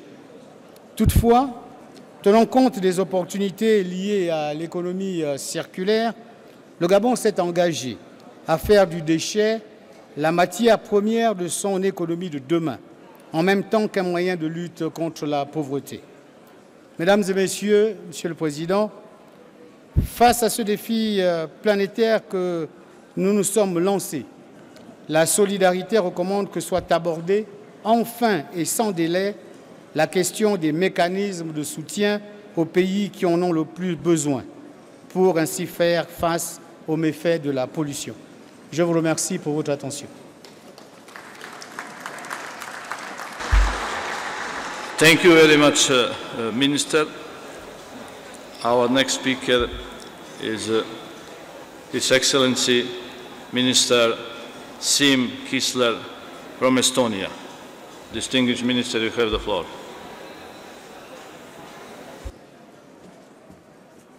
Thank you, Chairman. Distinguished delegates, ladies and gentlemen, I come from Estonia, a small country in northeastern Europe. I am proud to say that today our citizens enjoy one of the cleanest air in the world, which is in large part due to the fact that more than 50% of our territory is covered with forests. In addition, 98% of Estonians have access to quality drinking water, and majority of water bodies are in a good status. This has not always been the case. Only 25 years ago, when Estonia regained its independence, our pollution indicators were critically high. However, by adopting modern environmental protection measures, we managed to turn these negative developments around. We also set up our tax system in such a way that revenue from environmental fees and taxes, for example, air pollution, waste management, and use of resources, is reinvested into environmentally sound, resource-efficient, and eco-innovative solutions through project-based grants. I hope that in this regard, Estonia can serve as an inspiring example of the important role that national environmental measures can play in tackling pollution. Nowadays, most pollution results from waste or inefficient use of resources. Our current lifestyles are unsustainable, and we need to rethink how we do things. Circular economy offers a more sustainable model by using all resources efficiently, not only raw materials, but also waste. This brings me to Estonians' voluntary commitments towards a pollution-free planet. First, we are working on a comprehensive policy to ensure a successful transition to circular economy. Second, this policy is complemented by a financial measure to support investments in more resource-efficient solutions in industry. In addition to governments and businesses, I see a vital role for the civil society, especially in terms of awareness raising and getting people involved. In Estonia, 9 years ago, a small group of people managed to mobilize more than 50,000 volunteers for a one-day countrywide cleanup effort that resulted in the elimination of 10,000 tons of waste. Today, this Let's Do It World campaign has spread to more than 100 countries around the world.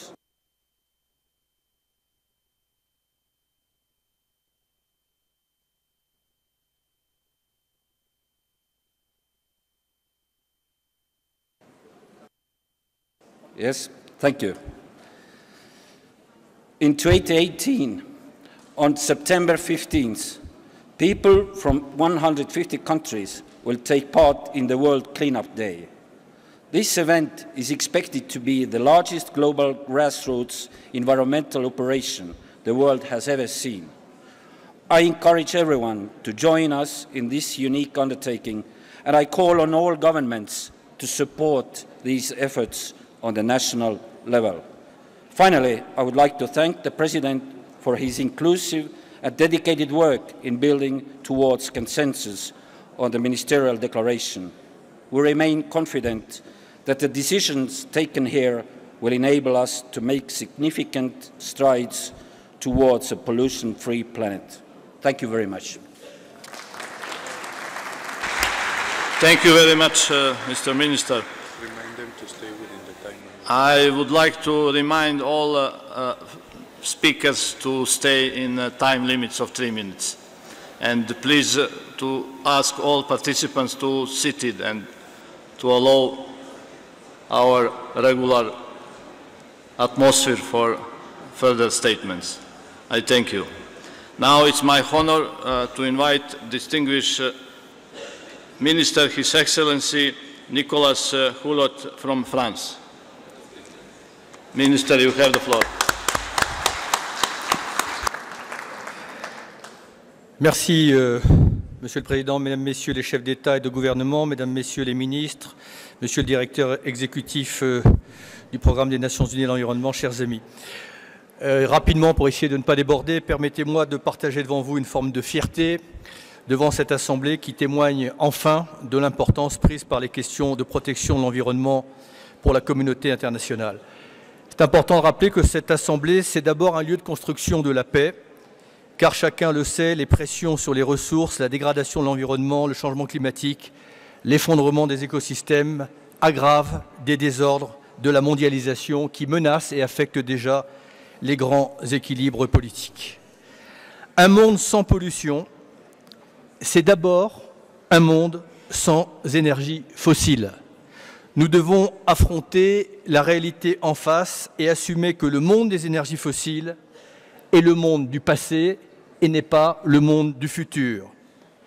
Les énergies fossiles sont désormais un médicament qui empoisonne. Les énergies fossiles et leurs produits dérivés empoisonnent nos sols, nos océans, notre atmosphère, nos eaux, notre corps, mais aussi notre esprit, puisque nous sommes capables de nous faire la guerre pour les énergies fossiles. Nous libérer des énergies fossiles, c'est tout simplement nous libérer. Nous avons la capacité, et nous le savons maintenant, de construire un monde avec 100% d'énergie renouvelable, un monde qui va apaiser les tensions géopolitiques qui sont justement liées aux énergies fossiles. Un monde sans pollution, c'est aussi nous libérer des productions chimiques qui contaminent l'eau que nous buvons, l'air que nous respirons et les produits que nous mangeons. Nous devons d'ailleurs, dans ce sens, mandater l'Organisation mondiale de la santé pour qu'elle fasse de la question de santé et d'environnement désormais l'une de ses priorités. Un monde sans pollution, c'est aussi un monde qui refuse, comme le Kenya l'a dit, qu'un 6e continent continue de croître, celui des plastiques qui se répand et prospère dans nos océans. La France vise également l'objectif de recycler la totalité de ces plastiques d'ici 2022 et se tient prête à discuter avec tous ceux qui veulent aussi éliminer cette source de pollution. La France a décidé de bannir tout nouveau permis d'exploration d'hydrocarbures dans ce territoire et la vente de véhicules thermiques à l'horizon de 2040. Cette Assemblée doit être aussi celle qui, face aux cris d'alarme des scientifiques qui se répètent sans provoquer pour l'instant de sursaut, être une Assemblée qui agit, qui crée des coalitions qui voient loin et qui veulent aller plus vite.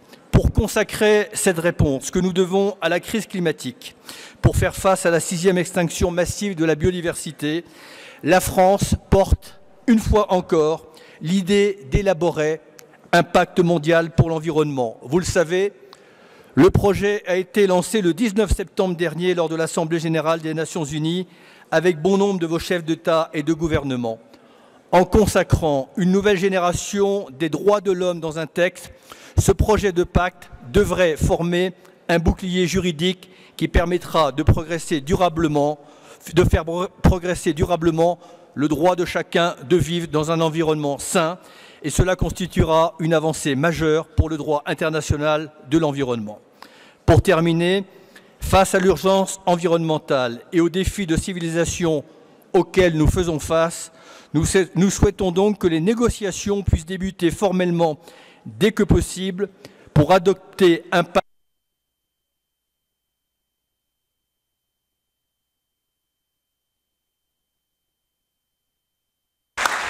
Thank you very much, Mr. Minister.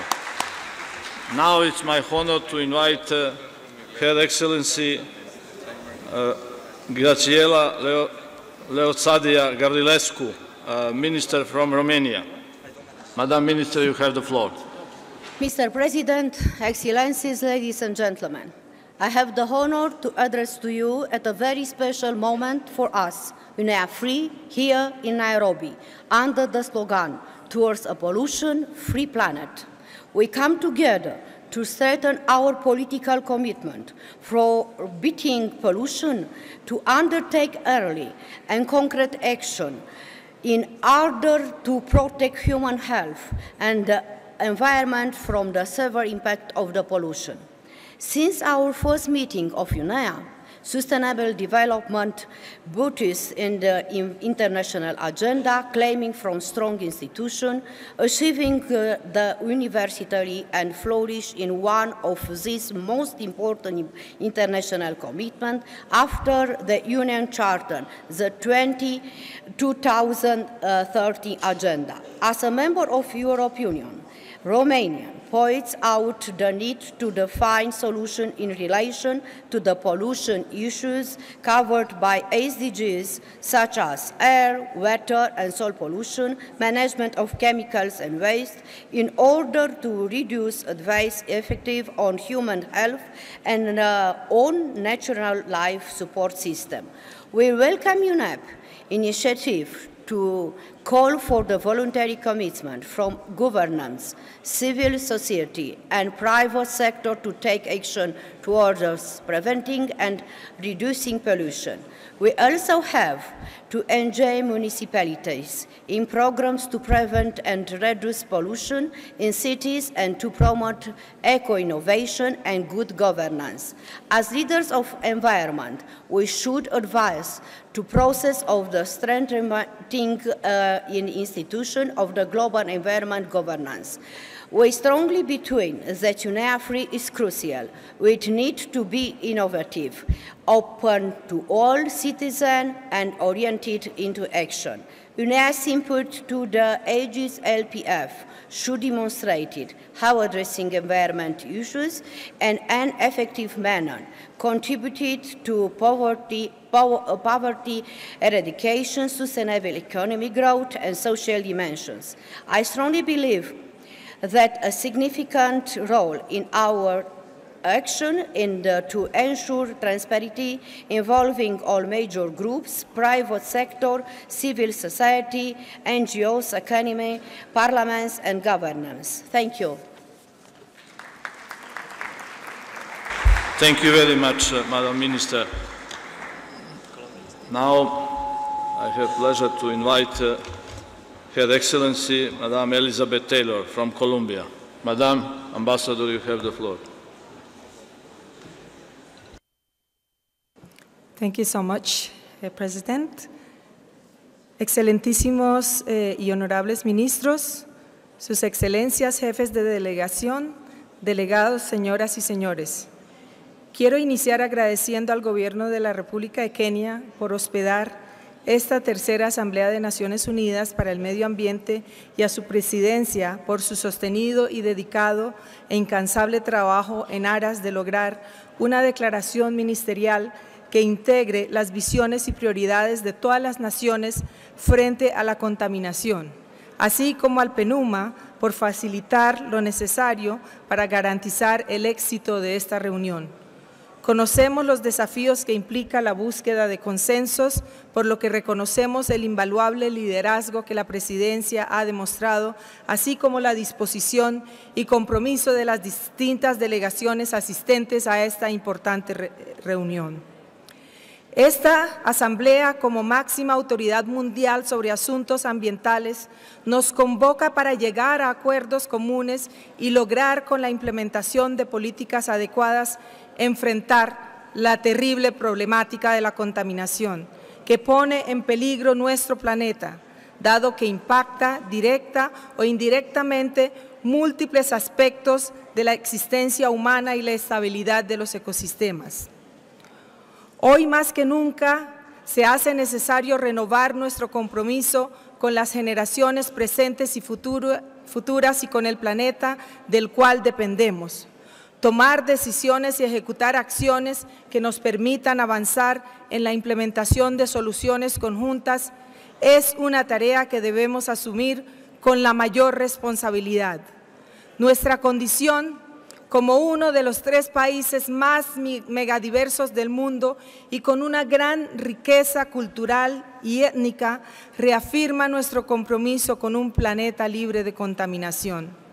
La contaminación del aire urbano nos cuesta 1.93% de nuestro Producto Interno Bruto, aproximadamente $5 billones, y a esta problemática se asocian 10.527 muertes anuales y 67.8 millones de síntomas y enfermedades. La contaminación ambiental en Colombia genera gastos por $11 billones, equivalentes a 4.1% del Producto Interno Bruto. El gobierno ha emprendido esfuerzos para combatir la contaminación. Por ejemplo, gracias a una ley de 2016, se estima que el consumo de las bolsas plásticas ha disminuido en un 27% y la producción en un 36%. Con el objetivo de transformar esta realidad, venimos trabajando en mejorar nuestro marco legal. Así hemos emprendido esfuerzos para modernizar nuestro marco regulativo en temas de aire, contaminación de aguas y otros aspectos importantes como el mercurio, emisiones y acciones encaminadas a la mitigación de contaminantes climáticos de vida corta y la intensificación de nuestros esfuerzos en el marco de la campaña Breathe the Life. Por último, presidente, hoy Colombia es un nuevo país que camina hacia la consolidación de la paz. Años de conflicto armado generaron importantes daños a nuestros ecosistemas, afectando por consiguiente a millones de colombianos. Ahora, cuando la esperanza y la convicción de reconstruir nuestra historia son una realidad palpable, reiteramos que no escatimaremos esfuerzos para combatir y mitigar la contaminación y así avanzar decididamente en la protección de nuestra riqueza natural. Sea esta la oportunidad para agradecer al Programa de las Naciones Unidas para el Medio Ambiente por haber respondido favorablemente a la solicitud del Gobierno de Colombia de apoyarnos en la consolidación de la dimensión ambiental del posconflicto y contribuir así a fortalecer los dividendos ambientales de la paz. Para Colombia, la paz está en la naturaleza. Gracias. Thank you very much, Madam Ambassador. Now it's my honor to invite next speaker. This is Dr. Saad Al-Numairi from United Arab Emirates.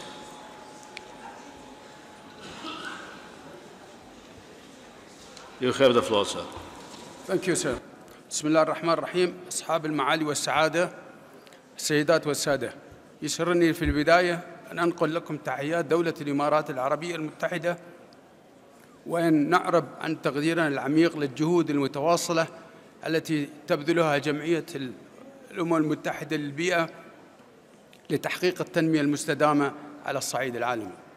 كما يسرني أن أحيي أصحاب المعالي والسعادة ورؤساء وأعضاء الوفود المشاركة في هذه الدورة التي تعقد تحت شعار نحو عالم خالي من التلوث. سيدي الرئيس، لقد ظل التلوث البيئي قضية رئيسية في جدول الأعمال العالمي على مدى عقود، وعلى الرغم من الجهود التي بذلت التي على المستويين العالمي والوطني، والإنجازات اللي تحققت بفضلها، إلا أنها قضية التلوث لا زالت مصدر قلق بالغ على المستوى العالمي.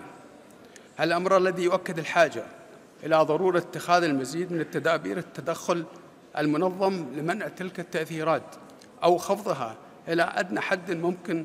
ونحن نعتقد أن تركيز هذه الدورة على قضايا التلوث البيئي والبحث عن حلول مبتكرة للحد من تأثيراته يمثل خطوة هامة في هذا الجانب على المستوى الدولي. سيد الرئيس، على الرغم من علاقة الرخاء والبيئة ظلت علاقة مفاضلة لفترة طويلة، كما أشار سعادة المدير التنفيذي في تقريره نحو كوكب خالي من التلوث، إلا أن بلادي حسمت رأيها في هذه المفاضلة لصالح البيئة وفي وقت مبكر، وذلك انطلاقا من قناعتنا بأن استدامة الرخاء لا يمكن أن تتحقق على حساب البيئة. وقد قمنا بتطوير سياساتنا التنموية انطلاقا من هذا المبدأ، وأود أن أشير بصورة سريعة على السياسات التي قمنا بتبنيها في هذا السياق، وأهمها سياسات التنوع الاقتصادي، وذلك من خلال التركيز على إيجاد قطاعات اقتصادية تستند إلى المعرفة والابتكار. وقد نجحنا من خلال هذه السياسة في خفض مساهمة القطاع النفطي في الناتج المحلي من حوالي 90% في عقد السبعينيات من القرن الماضي إلى أقل من 30% حالياً، وما أسهم في تهيئة الظروف المناسبة لتبني نهج التنمية الخضراء وتسريع وتيرة تحويل اقتصادنا الوطني إلى اقتصاد أخضر منخفض الكربون. كما أن سياسة تنوع مصادر الطاقة وتبني خيار الطاقة المتجددة والنظيفة كان من أهم الخيارات، حيث حققنا نجاحات مهمة في هذا الجانب، كان أبرزها خفض كلفة الطاقة المتجددة إلى مستويات قياسية وتوسيع نطاق تطبيقاتها، ما سمح لنا برفع سقف طموحنا وزيادة نسبة مساهمتنا في مزيج الطاقة الوطني إلى 27% بحلول 2021 وإلى 50% بحلول 2050، ومع ما يعني ذلك من تأثيرات إيجابية لجهودنا في مكافحة التلوث من جهة والتخفيف من تأثيرات التغيرات المناخية من جهة أخرى. كما أن سياسة التخطيط الحضري المستدام بما في ذلك تبني معايير النقل المستدام والعمارة الخضراء وتعزيز كفاءة استخدام الموارد والإدارة المتكاملة للنفايات والمواد الكيميائية بما يتفق مع مبادئ النهج الاستراتيجي للإدارة الدولية للمواد الكيميائية. سيد الرئيس، وقد تزامن ذلك كله في تطوير الأطر التشريعية والمؤسسية بما في ذلك بناء القدرات وتطوير نظم وأدوات الرقابة وتعزيز مبادرات الشراكة والمسؤولية الاجتماعية مع القطاعين الحكومي والخاص، ورفع مستويات الوعي بتأثيرات التلوث وأنماط الاستهلاك غير المستدام. نحن نعتقد أن الفرصة المتاحة أمامنا لخفض مستويات التلوث البيئي هي اليوم أفضل من أي وقت مضى، خاصة في ظل التقدم العلمي والتقدم ما تحملها الثورة الصناعية الرابعة من تغييرات والاهتمام بالتأثيرات المختلفة للتلوث البيئي على المستوى الرسمي والشعبي وزيادة الإحساس.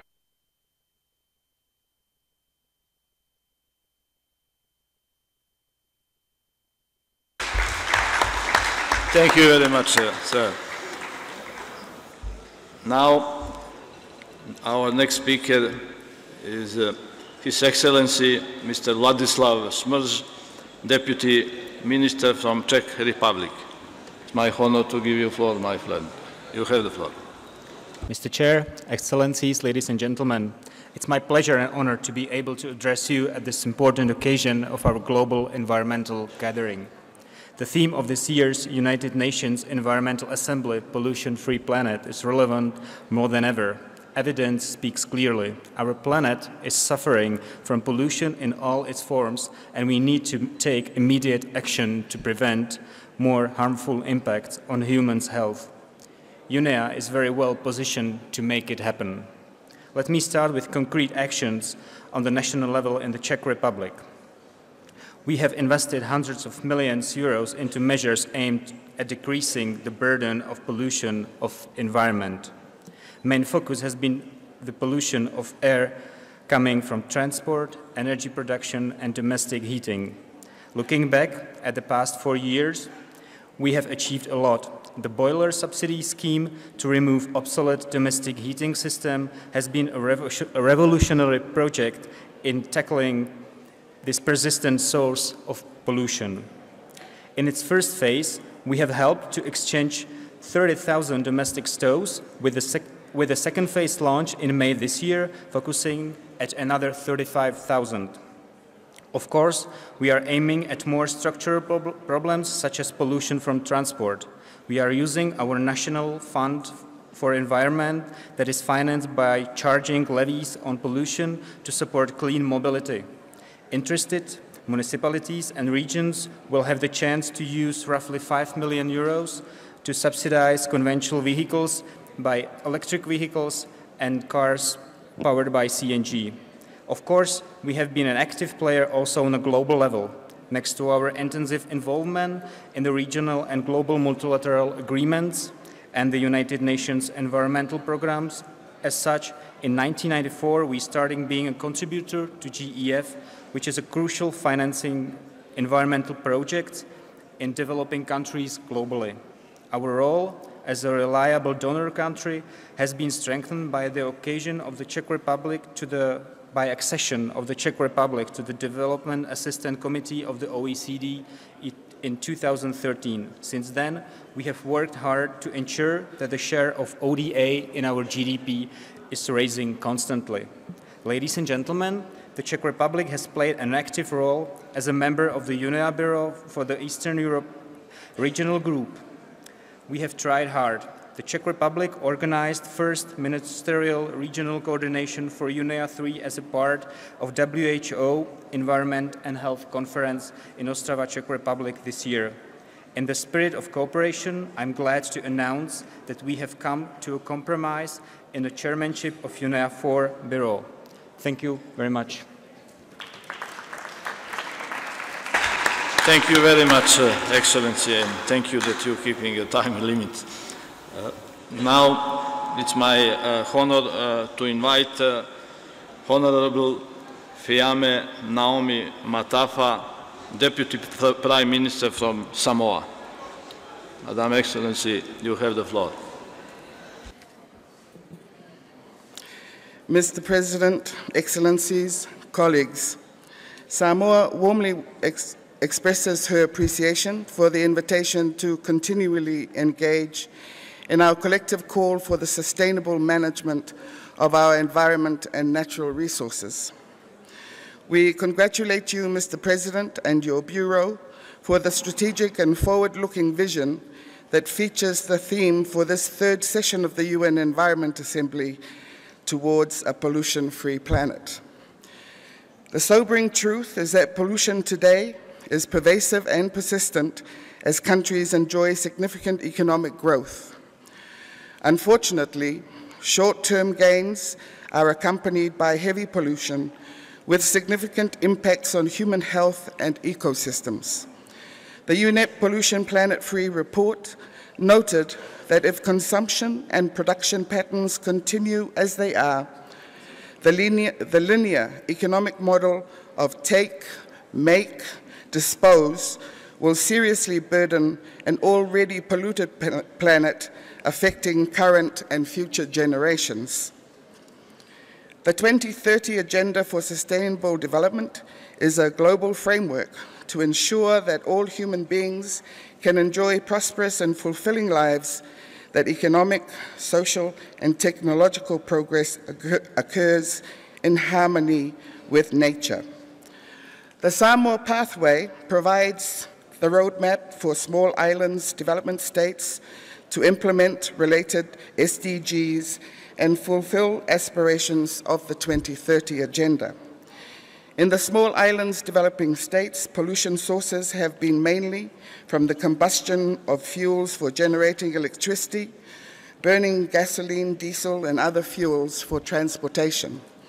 Emissions from various industrial processes, burning wood and other fuels for heating and cooking, agricultural burning, land clearing, and other man-made fires and natural sources, including volcanoes and forest fires. than there is e-waste and hazardous waste, which are growing rapidly. Samoa's response is articulated in its strategy for the development of Samoa 2016-2020, which has successfully localized and integrated both globally agreed SDGs and the Samoa Pathway. Samoa participated in the Ocean Conference in New York this year and pledged 13 voluntary commitments for the sustainable management of our fisheries, marine protected areas, and the marine sanctuary, implementation of community integrated management plans, river and coastal health ecosystem monitoring programs, waste management, and so forth. Its commitment through its intended nationally determined contribution to generate 100% of its electricity by 2025 from renewable energy sources that are available locally in a bid to improve access to sustainable and clean energy for all. The reduction in its greenhouse gas emissions targeting the transport sector with the finalization of its nationally appropriate mitigation action this year, which considers the use of small electric vehicles for private and public use, electric buses for public transport around the city area, and upscaling the production of biodiesel for public access and usage. The declaration of the 120,000 square kilometers EEZ for sanctuary enforcing, the ban on fishing, the blue sharks under the Convention for Migratory Species, signing the Kigali Amendment to add hydrofluorocarbons to the Montreal Protocol and to set schedules for their phase down. Mr. President, Samoa, along with other Pacific islands and France, during the SPREP meeting in September of this year, voted for initiatives to ban. Excuse me, Madam Deputy Prime Minister, even more than time limits you explored. Thank you very much for your statement. Your report will be on the completely in public's on UNEA site. Thank you once again. It's my honor to invite now His Excellency Kimmo Tiilikainen, Minister of Finland. Your Excellency, the floor is yours. Thank you, Mr. Chairman, Excellencies, ladies and gentlemen. It's a great pleasure to address this Environmental Assembly today. I would like to thank the Government of Kenya and UN Environment for organizing this assembly and the hospitality shown here in Nairobi. Finland aligns itself fully with the statement of the EU and its member states. Finland is deeply concerned about the degradation of the global environment. Pollution causes millions of premature deaths and great financial losses. The UNEA is the right place to demonstrate our commitment to stop polluting the world. We need to be open and honest in describing the state of our global environment. Determined action is needed to meet the challenges we face. Through our strategic policy guidance and decisions, we can make a difference. We need to implement both the 2030 Agenda and the Paris Agreement. To do that, environmental aspects must be fully integrated into the wider political agenda and decision-making in all sectors at all levels. This applies also for issues related to pollution. The biggest environmental problems don't respect national borders. The Arctic environment and its fragile ecosystems are particularly vulnerable to pollution. Finland is chairing the Arctic Council at the moment. We are committed to curbing the impacts of pollution in the Arctic region. Black carbon intensifies Arctic warming and accelerates the global climate change. It also has serious health effects and causes premature deaths. In May this year, the 8 Arctic states adopted an aspirational collective goal to reduce the emissions of black carbon by at least 25 to 33 below 2013 levels by 2025.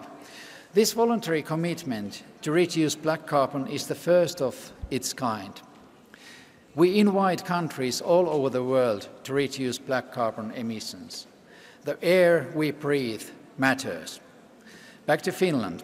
I would like to remind that it's allowed to do more.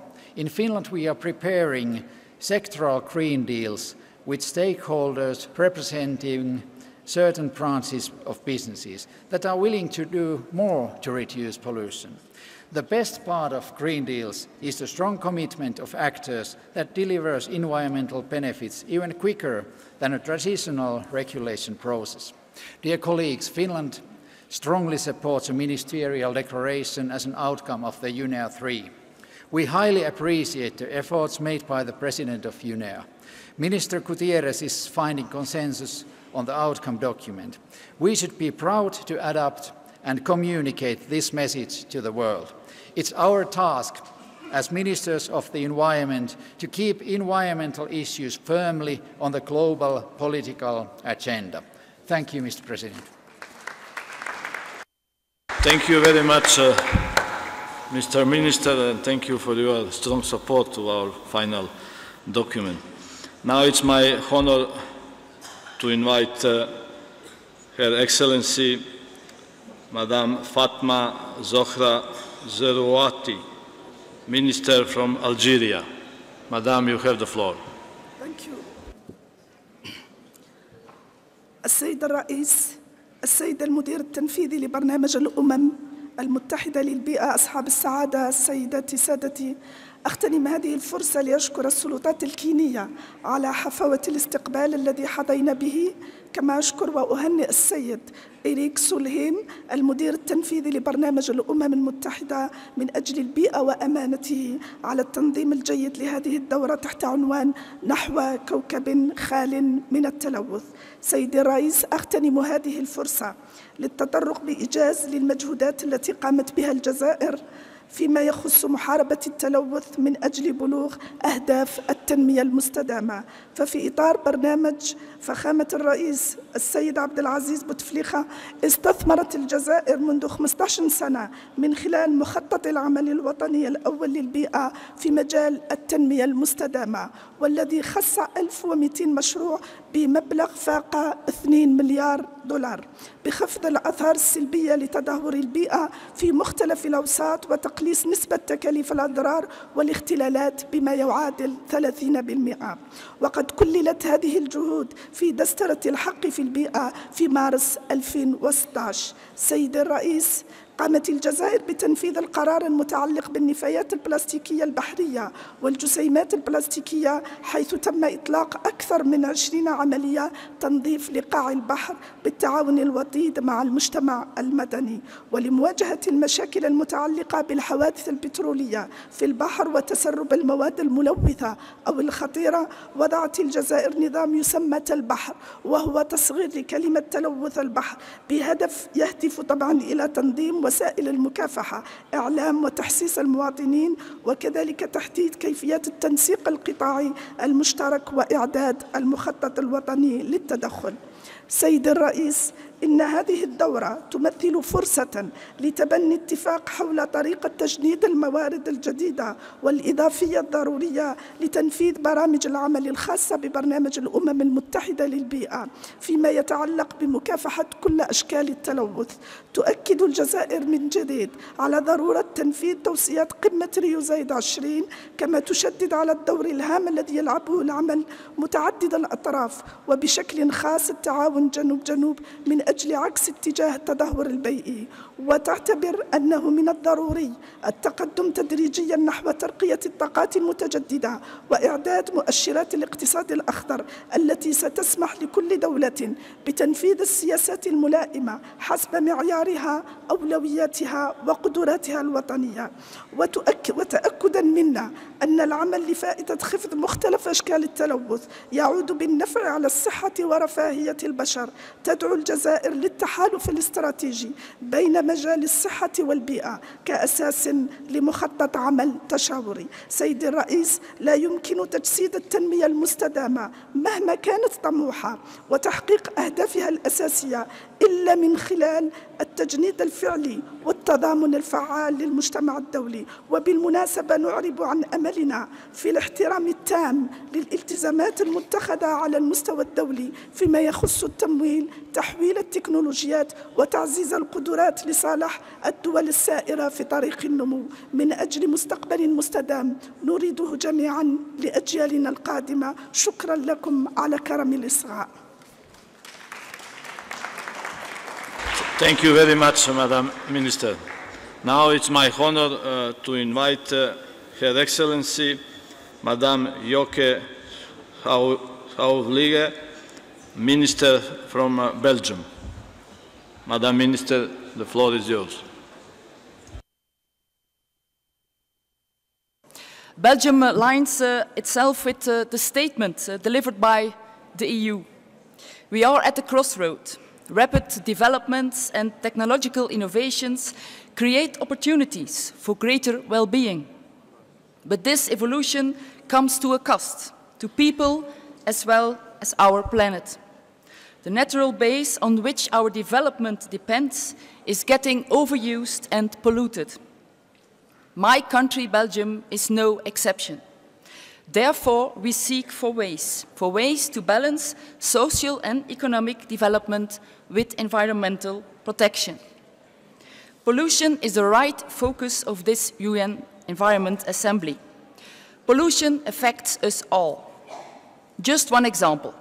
According to the Lancet Commission in 2015, disease caused by pollution were responsible for nearly 9 million early deaths. We cannot ignore this. The good news is solutions are available and action is underway. Governments, private sector, civil society, the scientific community and individual citizens make substantial efforts in addressing pollution and related problems. In the context of this UNEA, Belgium different entities have put forward 16 voluntary commitments in all areas. Several Belgian cities, like Ghent, Antwerp and Brussels, and the regions are responsible for this politics. And they are establishing low-emission zones in order to improve air quality. The region of Wallonia is working on actions to improve indoor air quality. Shifting towards a circular economy is another priority. The regions of Wallonia is supporting industries in their transition. My region, Flanders, in close cooperation with private and public stakeholders, is investing in a plastic strategy, aiming to close the material cycle for plastics by 2025. In 2019, we will also host the global conference of the World Resource Forum. Belgium has joined UNEP's Clean Seas campaign. We have agreed on a federal action plan on marine litter, and we are working with the cosmetic industries on microplastics. The Flemish region has set a target to reduce the leakage of litter with 75% by 2025. In order to meet the target, Flanders adopted an action plan to address all resources of marine litter. By bringing us together this week, UNEA fulfilled its role as the convening power on environmental issues. In the same vein, Belgium strongly supports the adoption of the Ministerial Outcome Declaration. Our work should not end here. We should not lose this momentum. We count on a strong engagement by UNEA and UNEP. Belgium, as a major donor to the Environment Fund, will do the same. Thank you. Thank you very much, Madam Minister. Now it's my honor to invite His Excellency Mr. Zev Elkin, Minister of Israel. Your Excellency, the floor is yours. Dear President of this meeting, fellow ministers and distinguished delegates, Tackling pollution is a crucial step towards a sustainable future. In Israel, we are acting across all environmental areas to ensure a cleaner environment. We have made significant investments in infrastructure to treat industrial and municipal wastewater. As a result, 95% of Israel's wastewater undergoes treatment, and Israel leads the world with 86% of treated effluents being reused in agriculture instead of flowing into the environment. The amount of wastewater which undergoes tertiary treatment will rise from 47% in the beginning of this year to the 75% by 2019. Regarding the marine environment, by the end of this year, pollution loads will be reduced by 80% from the 2012 baseline. Israel recently tripled the budget for the Clean Coast program and has joined UN Environment Clean Seas campaign to reduce marine litter, specifically plastics. As in many other countries, air pollution, especially in urban areas, is probably the most severe environmental challenge in Israel. It is estimated that over 2,200 Israelis die each year from air pollution-related illness. The Israeli government recently passed a resolution to close 30% of our coal-based power plants by mid-2022 and turn them into gas-based plants. This move, as well as the decision to prioritize use of gas over coal, is expected to reduce air pollutants at those plants by 95%. We are also targeting diesel vehicles, which release 75% of the fine respirable particles emitted by transportation. We will subsidize the installation of diesel particulate filters in trucks and buses, and we expect the retrofit of more than 3,000 such vehicles by 2019. Installation of such filters will be a precondition of entering low-emission zones with a plan and will be established in Israeli major cities. Moreover, the new action plan sets a 2030 target of recycling of 51% of all urban waste, while using a quarter of it for energy generation, reducing landfilling by a quarter. In addition, the Israeli government has recently passed a law that substantially reduced the number of plastic bags used by the public by charging for plastic bags in supermarkets. Within the first months of this law coming into effect, we have seen a reduction of up to 80% of plastic bags purchased by supermarkets for distribution to the public. Mr. President, I would like to stress that while it is our duty to keep improving our domestic environmental policies, we can make an additional significant contribution. Israel has faced many sustainable development challenges for a long time and has developed innovative technologies and policies to address them. They are highly relevant to many developed and especially developing countries. We have rich experience in climate adaptation technologies. This includes innovative water technologies, drip irrigation, wastewater treatment and reclamation, smart grids for water management, and desalination technologies of various cases. Ladies and gentlemen, as a representative of the people of the Bible, I cannot conclude before mentioning an important message from the Bible. In the description of the creation of the world, which appears in the beginning of the Bible, right after finishing the creation of the world, the Bible mentions that God took the man and placed him in the Garden of Eden to work it and to guard it. It is clear why the garden should be cultivated, but from whom must man to guard it, when he and Eve were the only ones in the Garden of Eden? The answer is clear. Man has to protect it from himself, so as not to destroy it in the course of economic growth. This is the challenge God provided us all. Only joint effort of all humanity will enable us to attain this goal. Thank you. Thank you very much, Mr. Minister. Now it's my honor to invite His Excellency Mr. Neno Dimov, Minister of Bulgaria. Your Excellency, the floor is yours. Thank you, Mr. President, honorable delegates, ladies and gentlemen. Human health and well-being are a powerful driving force of environmental policies, which require a more systematic and integrated approach to tackling the pollution.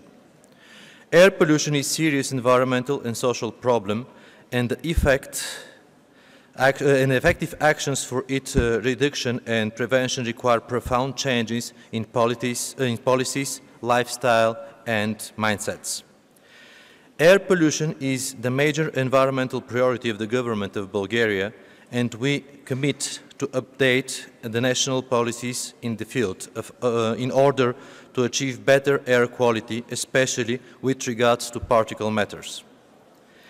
The commitment includes a set of measures, among which the adoption of National Air Quality Programme coming the next year. As the incoming presidency of the Council of the European Union, Bulgaria will focus on the transition to circular economy based on effective use of resources and environmental impact mitigation. We will work towards achieving sustainable growth and creating a favorable environment and conditions for implementing eco-innovation solutions. We will direct our efforts at initiative programming the use of different mechanisms, including innovation approaches for improving ambient air quality. This will be the topic of the high-level forum on eco-innovation, which we will organize jointly with the European Commission on the 5th and 6th February 2018 in Sofia. Our aim is to bring together those who have already succeeded in developing and implementing effective new technologies or innovative business models with those searching for such solutions and practices. Here, I would like to underline that we have to adjust the speed of the process, taking into account the geographical, economical, social, and other differences in the individual countries. Increasing the speed may lead to faster results, but these faster results based only on ambitions may lead us to objectives that we did not want to achieve.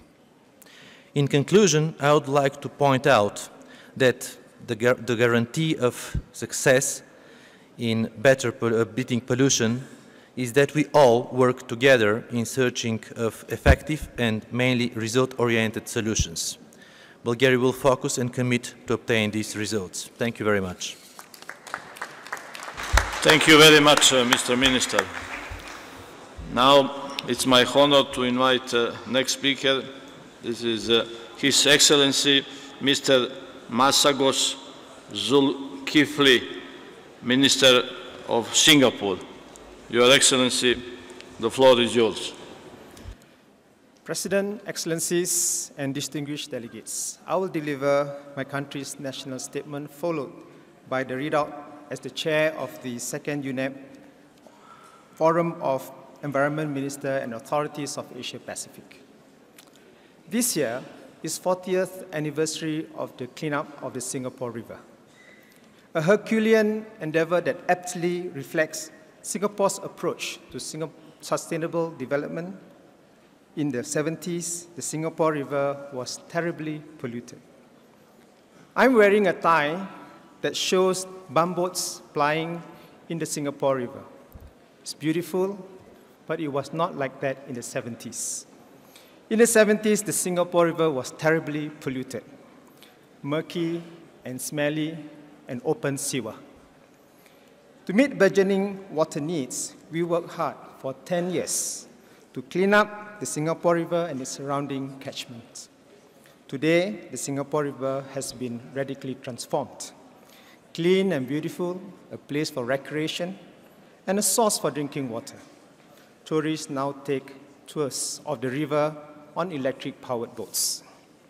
Mr. President, Singapore is a small country with limited natural resources. Pragmatic policy-making based on sound economic principles and science, a focus on long-term planning, and the ability to mobilize popular support have been crucial in Singapore's sustainability journey. For instance, Singapore has steadily enhanced our air quality standards for industry and transport, taking into account economic and health studies on the impacts of air pollution.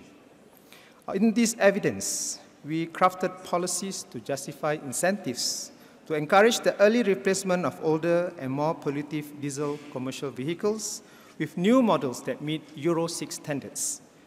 We have also imposed a volumetric diesel tax. Over the long term, these policies bring benefits in improved air quality. This in turn gives better health for our citizens and sustains a livable environment for our people. They also discourage the continued use of fossil fuels. Mr. President, pollution is also a regional and international issue that requires multilateral action.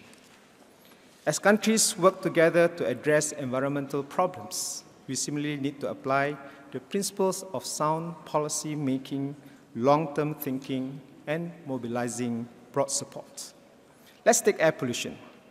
Under the Association of Southeast Asian Nations, ASEAN, Agreement on Transboundary Haze Pollution, ASEAN members have been working together to prevent, monitor, and mitigate haze.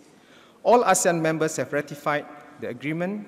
The successful implementation of this agreement will go a long way towards achieving a haze-free ASEAN by 2020. This also sends a strong signal to agro companies to adopt sustainable practices. Second, ensuring clean seas and oceans is another area where national policy interacts with international efforts. Singapore keeps our waterways clean because we collect and treat every drop of water for potable use.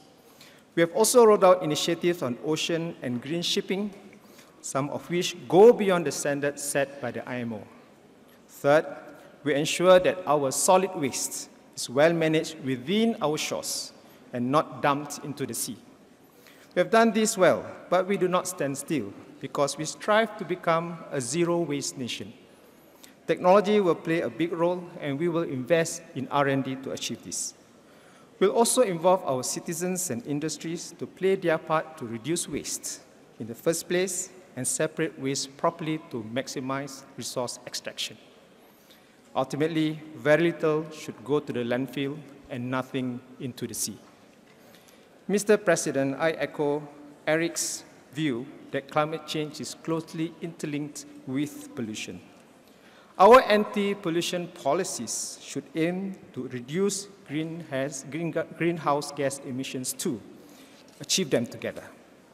In Singapore, for instance, we not only adopt policies to promote cleaner and greener transport, but have also announced a freeze on private transport growth while growing public transport options.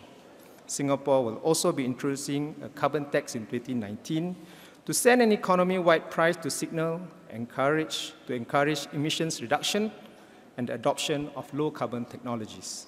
It will complement our wide-ranging climate mitigation measures to achieve our pledge under Paris Agreement on climate change.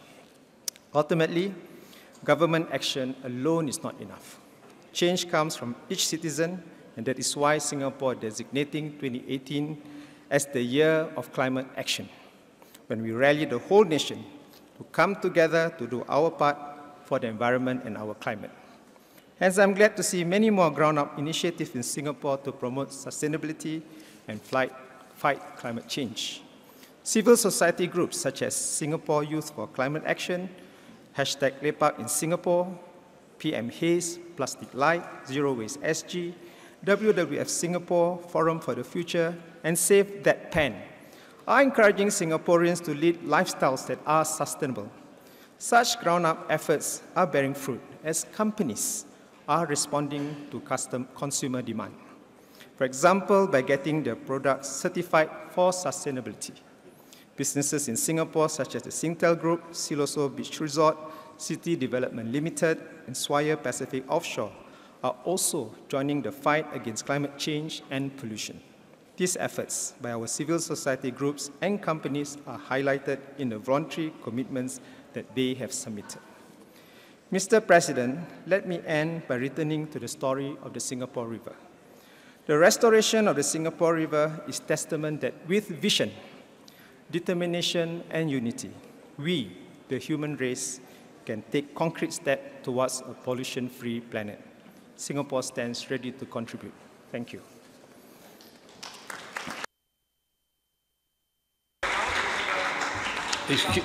Excuse me, distinguished minister, the time is finished. Speaking of, let him yeah, that speaking on name of regional group, but that was 6 minutes. Just shortly. But okay, you.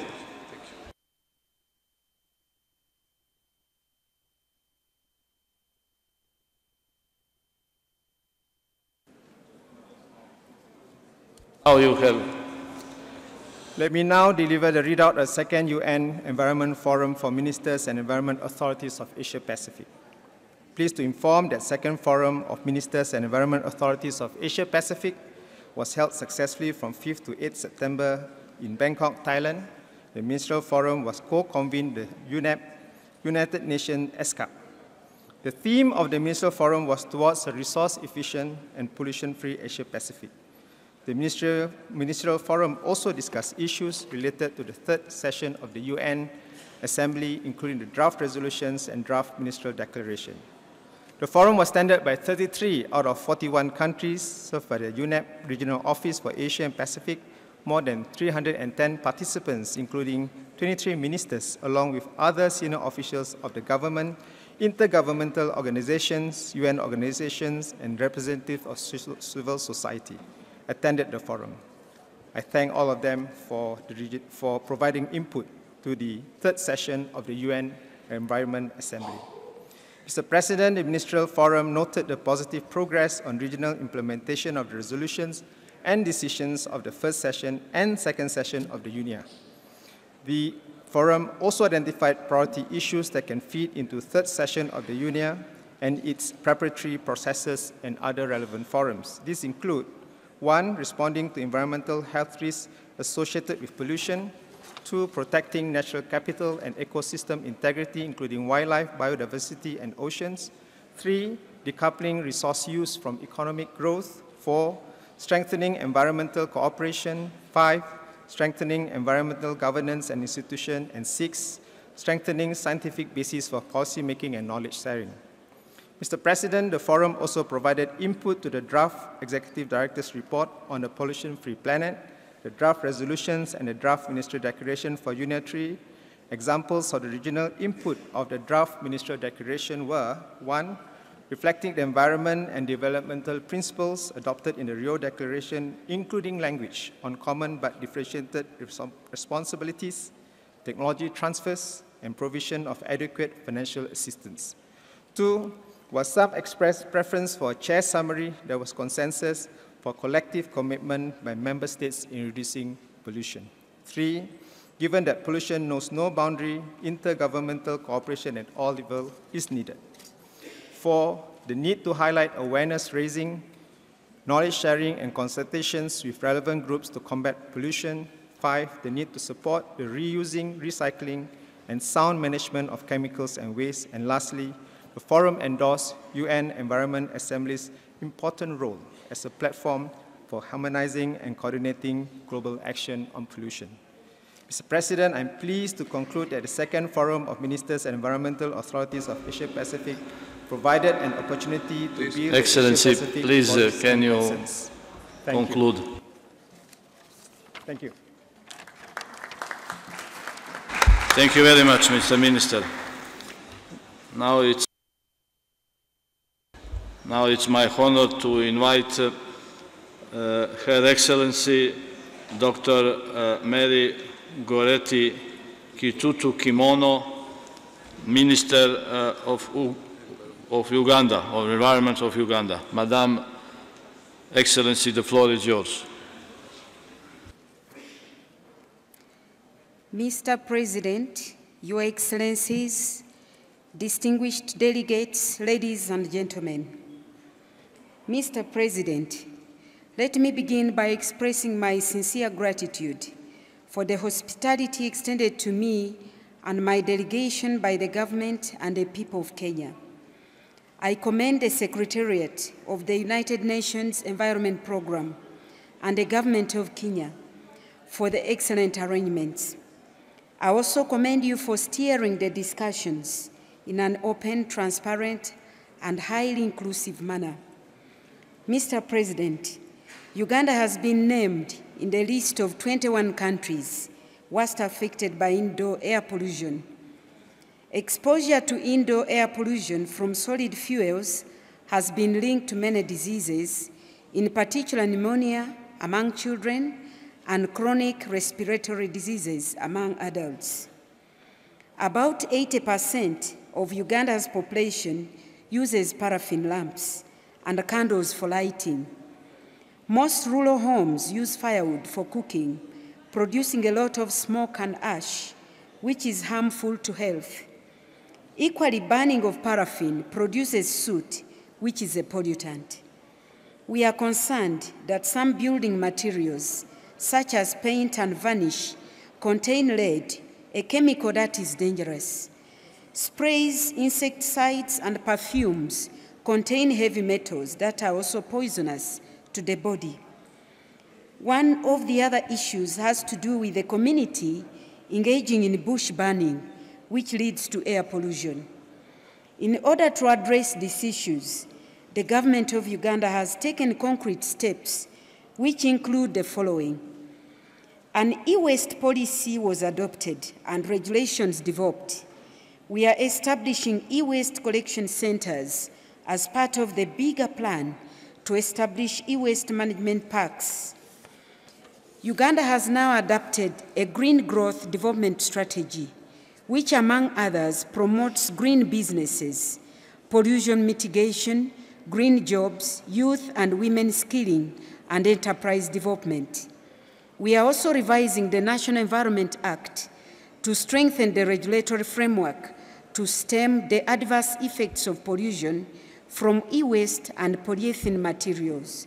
We thank the Kingdom of Norway and UNDP for supporting this effort.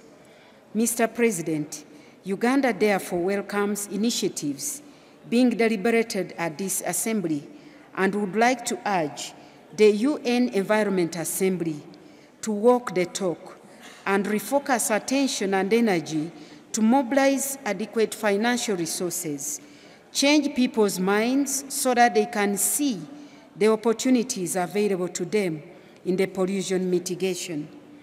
Uganda would also like to urge the international community to create space for environmental innovations to thrive. Mr. President, under your able leadership and guidance, Uganda looks forward to a favorable and balanced outcome of the UNEA-3 with the main focus on environmental innovations. Finally, I would like to assure you of the government of Uganda's commitment to working closely with the presidency during and after this assembly to ensure a successful and balanced outcome. I thank you for God and my country. Thank you very much, Madam Minister. It's my honor to invite His Excellency Marcelo Mena Carrasco, Minister of Environment of Chile. Your Excellency, the floor is yours. Thank you. So, air pollution kills more people than traffic in many countries in the world, and Chile is not the exception. During our government, which finishes in March, we've carried out a massive effort to clean the air. We developed a total of 14 new pollution control programs that benefited 10 million people. In Santiago, we developed a new plan called Santiago Respira, which includes a permanent ban on wood-burning stoves and permanent restrictions on dirty cars from circulating, and the first 100 electric buses that will join our massive metro system. This total effort will cost $1.7 billion and will benefit over $11 billion. We have halved emergency room visits due to respiratory disease since we started taking action. And therefore, we support campaigns such as Breathe Life, which highlight the needs of these efforts. Now, while we hear currently climate denial in the public discourse, President Bachelet, in terms of climate change, has mandated us to teach climate science in every schoolroom. When we shut the door on large dams in the Patagonia, we expanded renewable energy substantially, making solar energy today the cheapest source of new energy. We've seen energy investments double, renewable energy grow by 5, and new energy contracts have dropped by 75% in cost. We have reached our 20% renewable energy goal for solar and wind, 8 years ahead of time of our 2025 target. We did this with a profit-driven model that includes carbon pricing and has allowed market forces to push for and not against climate action. We have also decreased our emissions intensity in 20% since 2007. And we have implemented climate adaptation plans for energy, infrastructure, urban sector, health, agriculture, and fisheries. Marine litter is an issue for all of us, and climate change and plastics have a lot in common. Our use of fossil fuels can determine the climate for centuries to come, and what we do today will define our children's ability to thrive in our planet. With plastic, the story is very similar. We thought the atmosphere was infinite. We thought we couldn't alter it. We saw that ozone layer depletion showed us that that wasn't true. We saw this with air pollution, with climate change. And we also thought that the ocean was infinite, and we could see plastics accumulate in places that are 4,000 kilometers from the nearest city. In human terms, plastics are forever, and we need to take them out of our ecosystems. So Chile is committed to the Clean Seas campaign. We have introduced legislation to ban plastic bags in coastal cities. We have approved an extended producer responsibility law to enhance recycling with a deposit system that will increase significantly the capacity to collect plastic bottles. And we have recently approved a public-private partnership in which all the 14 major retailers have committed to reach a zero waste to landfill goal, and for which they will receive one of our first eco-labels. In terms of biodiversity protection, we believe that conservation is also a means for climate adaptation and mitigation. And we have increased the total coverage of marine protection from 4% to 46% of our economic exclusive zone in one government. Our largest marine protected areas, for example, in Easter Island, were developed under indigenous consultation. We are part of one of the biggest public-private partnership efforts in conservation with the 4.5 million hectare national park system called the Route of the Parks of the Patagonia. It's one of the largest conservation efforts the country has seen in 50 years. The total effort is 1.7 million kilometers square, which is more than double of Chile's continental area. We believe transformations can occur through transparency, participation, and the access to environmental justice. That is why Chile and Costa Rica lead a regional agreement that encompasses 24 countries to guarantee those rights. We also support France's Global Pact for the Environment. We believe we made progress, but this is just a start. We support the ministerial declaration wholeheartedly. We must end pollution with zero emissions, zero particulate matter. That's the only way for a sustainable future. Thank you. Thank you very much, Mr. Minister. Now it's my honor to invite Her Excellency Madame Nesha El Ouafi, Minister of Environment of Morocco. Madam Minister, the floor is yours. شكرا السيد الرئيس، أصحاب السعادة والمعالي الوزيرات والوزراء، السيدات والسادة ممثلي المنظمات الدولية، يسعدني ويشرفني أن أكون بينكم اليوم للمشاركة في الدورة الثالثة لجمعية الأمم المتحدة للبيئة. وأود أن أغتنم هذه الفرصة لأعرب عن شكري الخالص لحكومة كينيا وشعبها على حسن الاستقبال، كما أتقدم بالشكر إلى برنامج الأمم المتحدة للتنظيم المحكم لهذا الحدث الهام، وعلى حسن اختيار موضوع هذه الدورة من أجل كوكب خالي من التلوث. أيها السيدات والسادة، إن الاستغلال المفرط للموارد الطبيعية والتنمية الحضرية وتوسع وسائل النقل واستخدام المواد الكيميائية الخطيرة والتدبير الغير السليم للنفايات وغيرها على سبيل المثال لا الحصر قد ساهم بشكل كبير في تدهور البيئة على كوكبنا، وبالتالي جعل البشرية اليوم تقترب أكثر فأكثر من العزبات الحرجة. ولذلك فمن الضروري علينا الآن تكثيف الجهود وحث الجميع للمساهمة في مواجهة هذه الآفة، سواء من حكومات أو قطاع خاص أو مجتمع مدني. أيها السيدات والسادة، قد ساهمت المملكة المغربية تنفيذا للتعليمات الملكية السامية لجلالة الملك محمد السادس نصره الله بمقاربة طوعية في الدينامية العالمية لحماية البيئة، كان من أهمها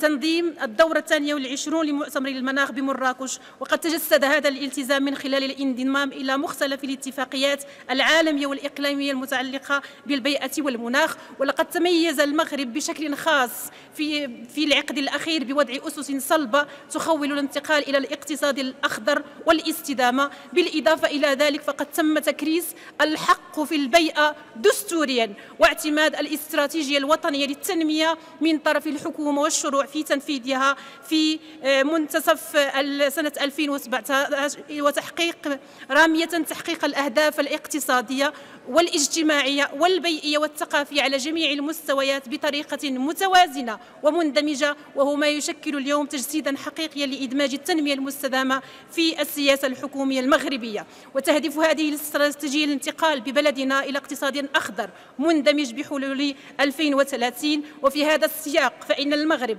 اعتمد منذ سنوات عدة برامج لمكافحة التلوث بمقاربة وتدبير مندمج: البرنامج الوطني لتدبير وتثمين النفايات، والبرنامج الوطني للتطهير السائل، وبرنامج مكافحة التلوث الصناعي، بالإضافة إلى البرنامج الوطني لتحسين جودة، وتعزز بترسانة تشريعية بيئية تعززت بقانون منع واستعمال الأكياس البلاستيكية. وقد مكنت هذه البرامج من تقليص التلوث مع خلق قيمة مضافة وفرص واعدة للمهن الخضراء، وإحداث 24 مركز لتثمين النفايات بالجماعات الحضرية بالمغرب، فضلا على نسبة تقليص التلوث بنسبة 60%. وكذلك بما يتعلق بالنسبة للبرنامج الوطني لتطهير السائل، فإنه مكن من خفض نسبة التلوث بالمياه المستعملة في المناطق بنسبة 44% سنة 2017 ليصل إلى 100% سنة 2030. وبالموازنة مع ذلك فقد تم برنامج طموح لإحداث منظومات لتدوير وتثمين النفايات، البطاريات، الزيوت المستعملة والإطارات المستعملة والنفايات الكهربائية.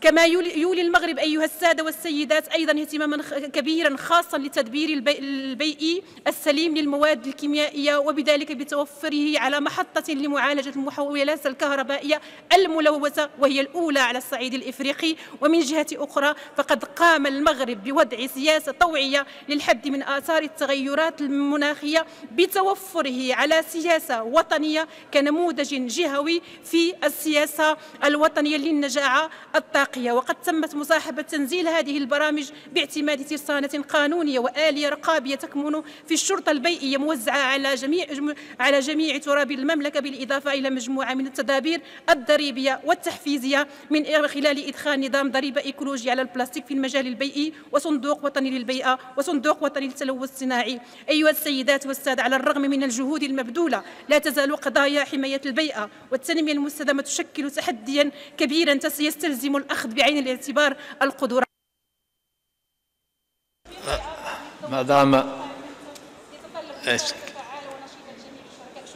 Thank you, Madam Minister. Now it's my honor to invite His Excellency Mr. Kęstutis Navikas, Minister of Environment of Lithuania. Your Excellency, the floor is yours. Mr. President, distinguished delegates, today one of the greatest environmental problems that the world is facing is pollution. It's caused by humans and affected ecosystems and biodiversity, our health and well-being. Any pollution requires actions at all levels. Every country and each of us must do its part for the success. Lithuania came to the UNEA with commitments related to energy efficiency and circular economy, which will contribute to preventing and reducing pollution. Energy sector is one of the biggest polluters. Therefore, Lithuania has already increased use environmental friendly renewable energy. We produce more than 25% of energy from renewable energy and have the target to increase the share of renewable up to 80% by 2050. Our first commitment relates to improvement energy efficiency in building and transport sector. We are increasing energy efficiency by implementing ambitious modernization program for multi-apartment buildings.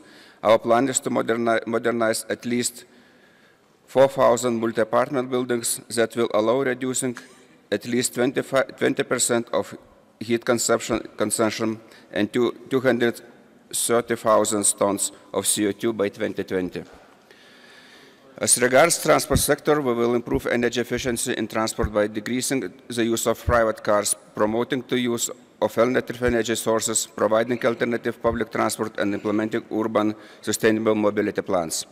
Our second commitment relates to the shift towards the circular economy. We have already implemented measures reducing generation of waste, ensuring safe waste management and reduction of waste landfilling. We encourage rational use of materials through the introduction deposit refund schemes. Our goal is to recover 65% of household waste, 60% of packaging, and 92% of industrial waste in 2020. Disposal of biodegradable waste in landfill will be banned by 2030. In order to foster innovation and tackle pollution, Lithuania has committed to improve legal, economic, and financial instruments which will encourage municipalities and private sector to invest into sustainable water management. Our plan is to review environmental pollution taxes, develop and implement online-based accounting system, establishing financial incentives for scaling up modernization and of capacities for waste recycling, reuse, and other recovery of providing financial and economic conditions for the establishment of reuse centers. Mr. President, dear colleagues, the only way to create an environment we enjoy to live in is take every small and concrete efforts leading to joint actions towards a pollution-free planet. International platforms such as UNEA can engage, support, and promote such efforts. Thank you. Thank you very much, Mr. Minister. Now it's my honor to invite His Excellency Mr. Alexander Teabo, Minister of Environment of Kiribati. Your Excellency, the floor is yours. Thank you for giving me the podium. On behalf of the people and the government of Kiribati, I would like to congratulate you, Mr. President, for your great stewardship and important role at UNEA-3. I also acknowledge the outstanding arrangements and untiring effort provided by UNEP and the warm reception by the people and government of Kenya. The theme towards a pollution-free environment reminds us of our critical role as responsibility as leaders and ministers from our respective countries to ensure our planet is safe for our future children and generations to come. Our presence here shows our full support to the theme. Practically speaking, Kiribati is a nation of water with a huge EEZ totaling 3.5 million square kilometers. Kiribati has shown global leadership in protecting our planet by declaring 410,500 square kilometers the Phoenix Island protected area, well known as the UNESCO world's largest heritage and the second world's largest marine protected area. People represent 11.7% of our EEZ, meaning that Kiribati has achieved the IG Target 11 and Sustainable Development Goals SDG 14.5. Being surrounded by a vast ocean, we are exposed to any pollution that can be transported by current and sea. At the Ocean Conference in June this year, Kiribati made commitments by declaring it as a shark sanctuary and also moved to establishing more marine protected areas. In August and October this year, Kiribati's government has ratified the Minamata Convention and the Kigali Amendment, respectively. At the Ocean Conference in Malta in October this year, Kiribati made a commitment of banning plastics from importation in the near future. In regard to the Clean Seas campaign, my government has made assurance of its support, and works are now underway by my ministry through its inspiring magic words of clean, green, blue of home Kiribati. Kiribati has recently endorsed the so-called KV20, known as the Kiribati Vision in 20 years from now. This vision stands as the hope and the future of our people. The KV20 strongly supports the SDGs and the objectives of the Cleaner Pacific 2025, including the Pacific Roadmap for Sustainable Development and the Samoa Pathway. Kiribati acknowledges with heartfelt gratitude and thankfulness the achievement of its young champion of the earth for Asia Pacific this year, Mr. Erdei Katebui. Despite this achievement, Kiribati has limitations at the country level due to inadequate resources and appropriate capacities available in sound waste and chemical management. Hence, technical and financial support is required in these areas. And this is why we fully support partnership from the more developed and advanced nations, including recognized international bodies. I have hopes that being part of UNEA-3, Kiribati is not going to be left behind. To end, allow me first to say that we are here because we believe we can beat pollution.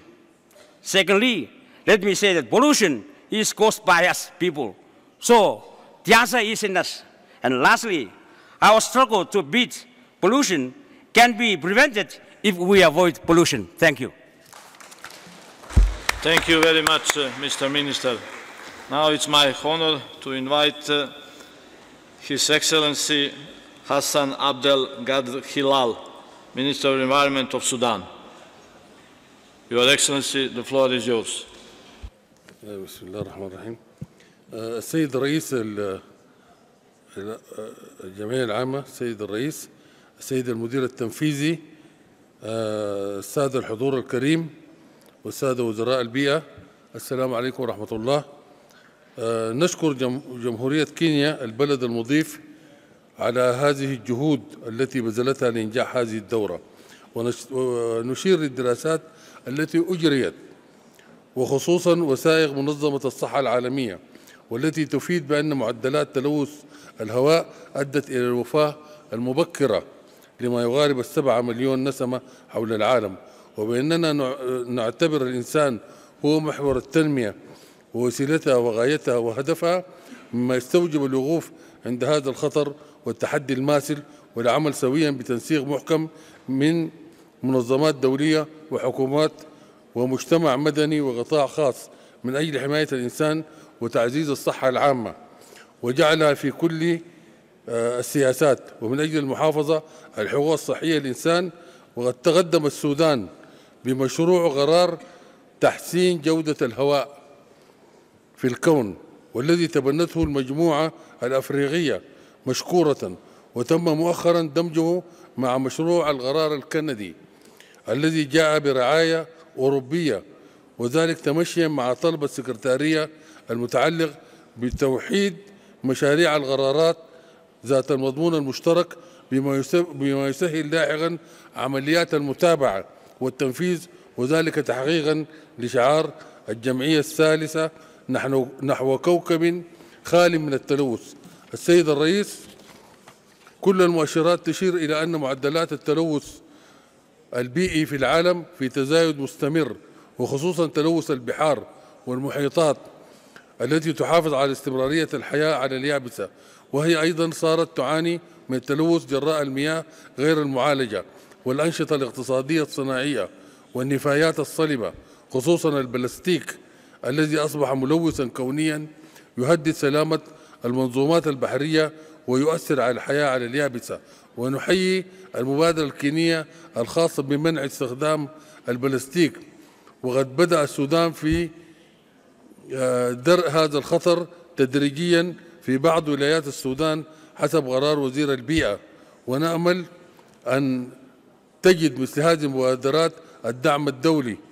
إن الاهتمام بالتنوع الحيوي ليست مسؤولية الحكومات وحدها، بل لا بد من تضافر الجهود، كل الجهود من منظمات ومجتمع مدني وأفراد وجماعات، والإنسان صار من خلال أنشطته وتصرفاته تجاه الكائنات الحية المهددة الأكبر للتنوع الحيوي، وقد يتجاوز تضرر الإنسان تجاه التنوع الحيوي الضرر الذي تحدثه الكوارث الطبيعية.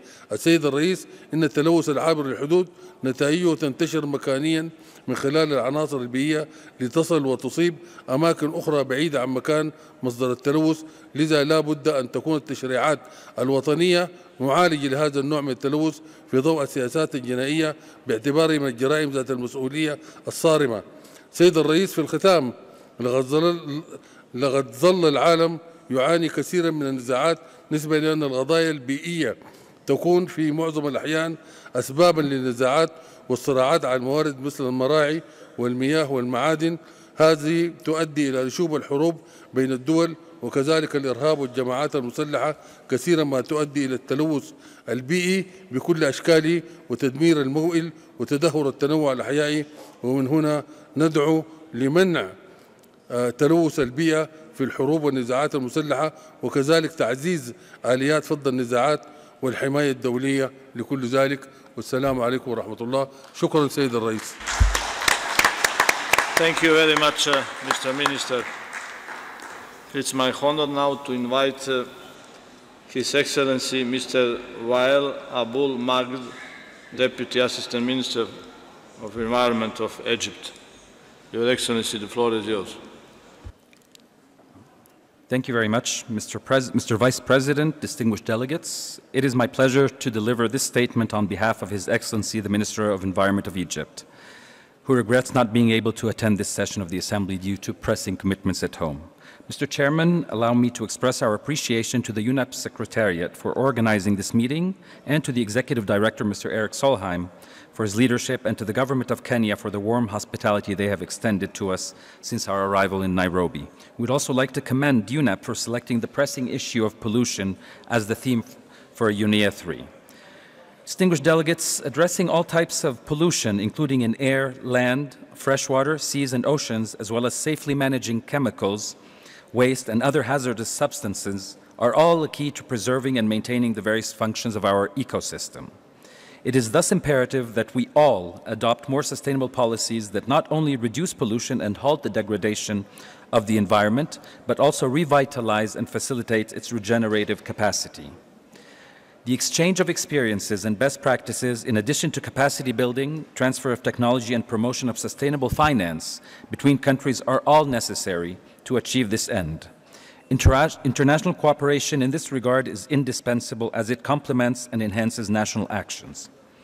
In our view, UNEA provides the ideal global platform for addressing critical emerging environmental issues.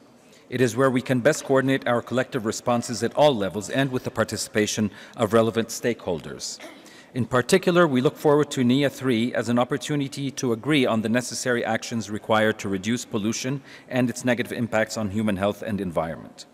We believe that our discussions should not only focus on national actions, but should also consider cross-border cooperation in light of the transboundary nature of the impacts of pollution, in particular on shared ecosystems and transboundary resources.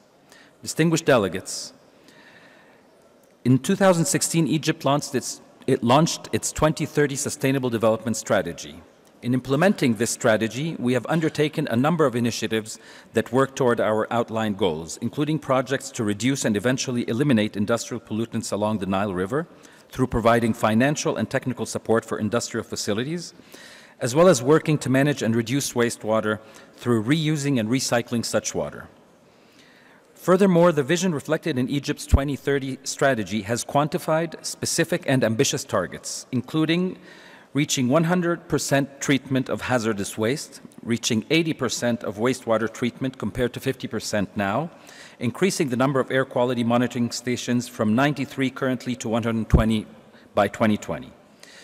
But even more importantly, we have progressively ended subsidies for energy and fossil fuels and redirected investment toward green sectors, including renewable energy.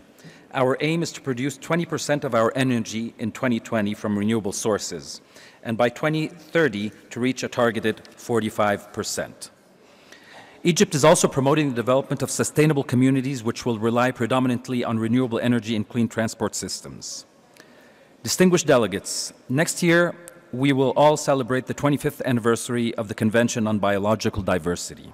And I'm pleased to inform you that our preparations are well underway for hosting the 14th meeting of the Conference of Parties to the Convention on Biodiversity, COP14, in Egypt in November 2018. This will be the first biodiversity COP held on African soil since 2000, when it was held here in Nairobi at this very venue. We look forward to welcoming you all in Sharm el-Sheikh next year, and are fully confident that we can rely on UNEP's support of and contributions to this important meeting. Finally, I wish to once again reiterate that our delegation has come to Nairobi with every intention to work effectively and constructively with all of our partners towards a successful UNEA-3, one that sets the tone for effective collective action towards addressing the many environmental challenges that we face. I thank you. Thank you very much, Excellency. Now it's my honor to invite His Excellency Mr. Mauro Massoni, Head of Delegation of Italy. Excellency, you have the floor. Mr. President, distinguished delegates, Italy aligned itself with the statement made by Estonia on behalf of the European Union. Allow me to express the appreciation for the report of UNEP's Executive Director towards a pollution-free planet, as it provides a global outlook on pollution and substantial input in terms of food for thought to the third session of the UN Environment Assembly. Pollution is indeed the largest environmental threat today. It causes disease and death and is responsible for an estimated 9 million premature deaths in 2015. 92% of all pollution-related mortality occurs in low-income and middle-income countries. These figures show the urgent need for a strong global action in reducing pollution, building on an integrated and balanced approach, as highlighted in principle and objective in 2030 agenda. SDG 3 on ensuring healthy lives and promoting well-being for all at all ages recalls the strong linkages between environment and health and reaffirms the need to promote sustainable lifestyle and reduce, reuse, recycle, and ecosystem-based approach in order to achieve a healthier society. Indeed, the agenda shapes a new vision towards a circular, low-emission and low-impact economy, also tackling the reduction of different forms of pollution in an integrated way. UN Environment has a key role in supporting the integration of environmental sustainability into the post-2015 development agenda, and this assembly represents the most important global platform to provide environmental inputs to the other international political process. As addressing pollution is a crucial element for achieving sustainable development goals, Italy strongly appreciated the UNEP's initiative to collect national voluntary commitment on this issue. It offered the opportunity to better understand priorities and needs for the future in terms of shaping and focusing on strengthening programs and defining action plans. In this regard, Italy is promoting an implementation of Agenda 2030 in national policies. Objectives of our strategy directly address the minimization of pollution, considering both exposure and concentration issues. To translate our national commitment into practice, a plan of action will be developed next year. It will include numerical and quantitative targets at 2030, as well as monitoring a review mechanism and analytical models capable of measuring the impact of policies on the national strategy on sustainable development objectives. The endorsement of the national strategy on sustainable development, together with the development of a national plan on circular economy and the planned sustainable consumption and production national action plan, are important steps forward which indicate for Italy a road for change. Before concluding my speech, I am pleased to invite you to participate in the side event Together Against Marine Litter and Microplastics, organized by Italy, France, Norway, and Sweden, that will take place today at 1:15 p.m. Thank you for your attention. Thank you very much, sir. And now it's my honor to invite our last speaker for this session. This is His Excellency, Mr. Abdul Wahab Haidara, Head of Delegation of Senegal. Your Excellency, the floor is yours. Monsieur le Président, Excellences, Mesdames, Messieurs, le Sénégal fait de la prévention, du contrôle et de la lutte contre les pollutions un domaine prioritaire de sa politique de protection de l'environnement. Voici quelques exemples d'illustrations qu'il me plaît de relever de façon sommaire, compte tenu du temps imparti. La lettre de politique sectorielle de l'environnement et du développement durable 2016-2020 et le plan Sénégal émergent pour un développement économique et social inclusif et durable à l'horizon 2025 accorde une place de choix à la gestion de l'environnement et à la gouvernance verte. Il y a aussi et surtout la création du Centre de gestion de la qualité de l'air, qui se positionne comme un centre de référence en Afrique fruit d'un partenariat public-privé. D'autres programmes concernent la gestion des déchets, avec notamment l'adoption en 2015 d'une loi réglementant l'usage des sachets plastiques. Tout récemment, le Sénégal a ratifié la Convention de Minamata sur le mercure. Dans le domaine énergétique, le Sénégal poursuit ses efforts en faveur de la promotion des énergies propres avec l'installation de plusieurs centrales solaires. Au demeurant, nous lançons un appel en faveur du Fonds des énergies durables pour l'Afrique et l'initiative Sustainable Energy for All, hébergée par la Banque africaine de développement, afin d'assurer au continent africain un meilleur accès à une énergie propre et compétitive. Mesdames, Messieurs, la prise en charge des questions liées à la pollution de l'air nous interpelle tous, individuellement et collectivement, car la survie de notre planète en dépend. Il faut agir en conséquence et passer de la parole aux actes. Nous avons l'obligation morale de préserver le bien-être des générations futures en leur léguant une planète saine, débarrassée de toute pollution par l'échange de bonnes pratiques et la coopération technique avec l'implication du secteur privé, de la société civile, des femmes et des jeunes. Avant de conclure, je voudrais réitérer le soutien du Sénégal au projet de pacte mondial pour l'environnement.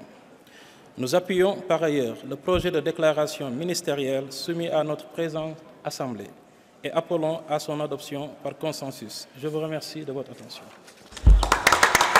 Thank you very much, Your Excellency. We have now concluded our list of speakers for this session. We will adjourn the session and continue the national statements this afternoon at 3 p.m. in the same room. Allow me to invite the Secretariat to make any housekeeping announcements. You have the floor. Thank you, Excellency, Vice President of the Assembly. Thank you, colleagues that are here with us today.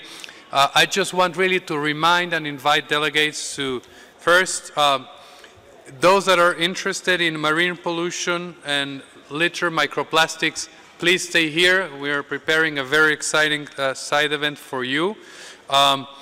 Also, many of you are interested in the role of a circular economy to move towards a pollution-free planet. You are cordially invited to Conference Room 1. And last but not least, the very important topic of air pollution. It's being at this moment debated and discussed in Conference Room 9.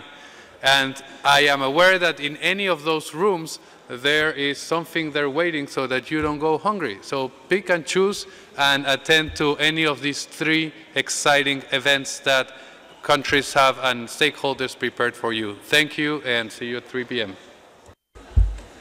Thank you, my dear friend Jorge. I declare the meeting adjourned. And we'll explain, sorry that we made a mistake. Thank you, Chair.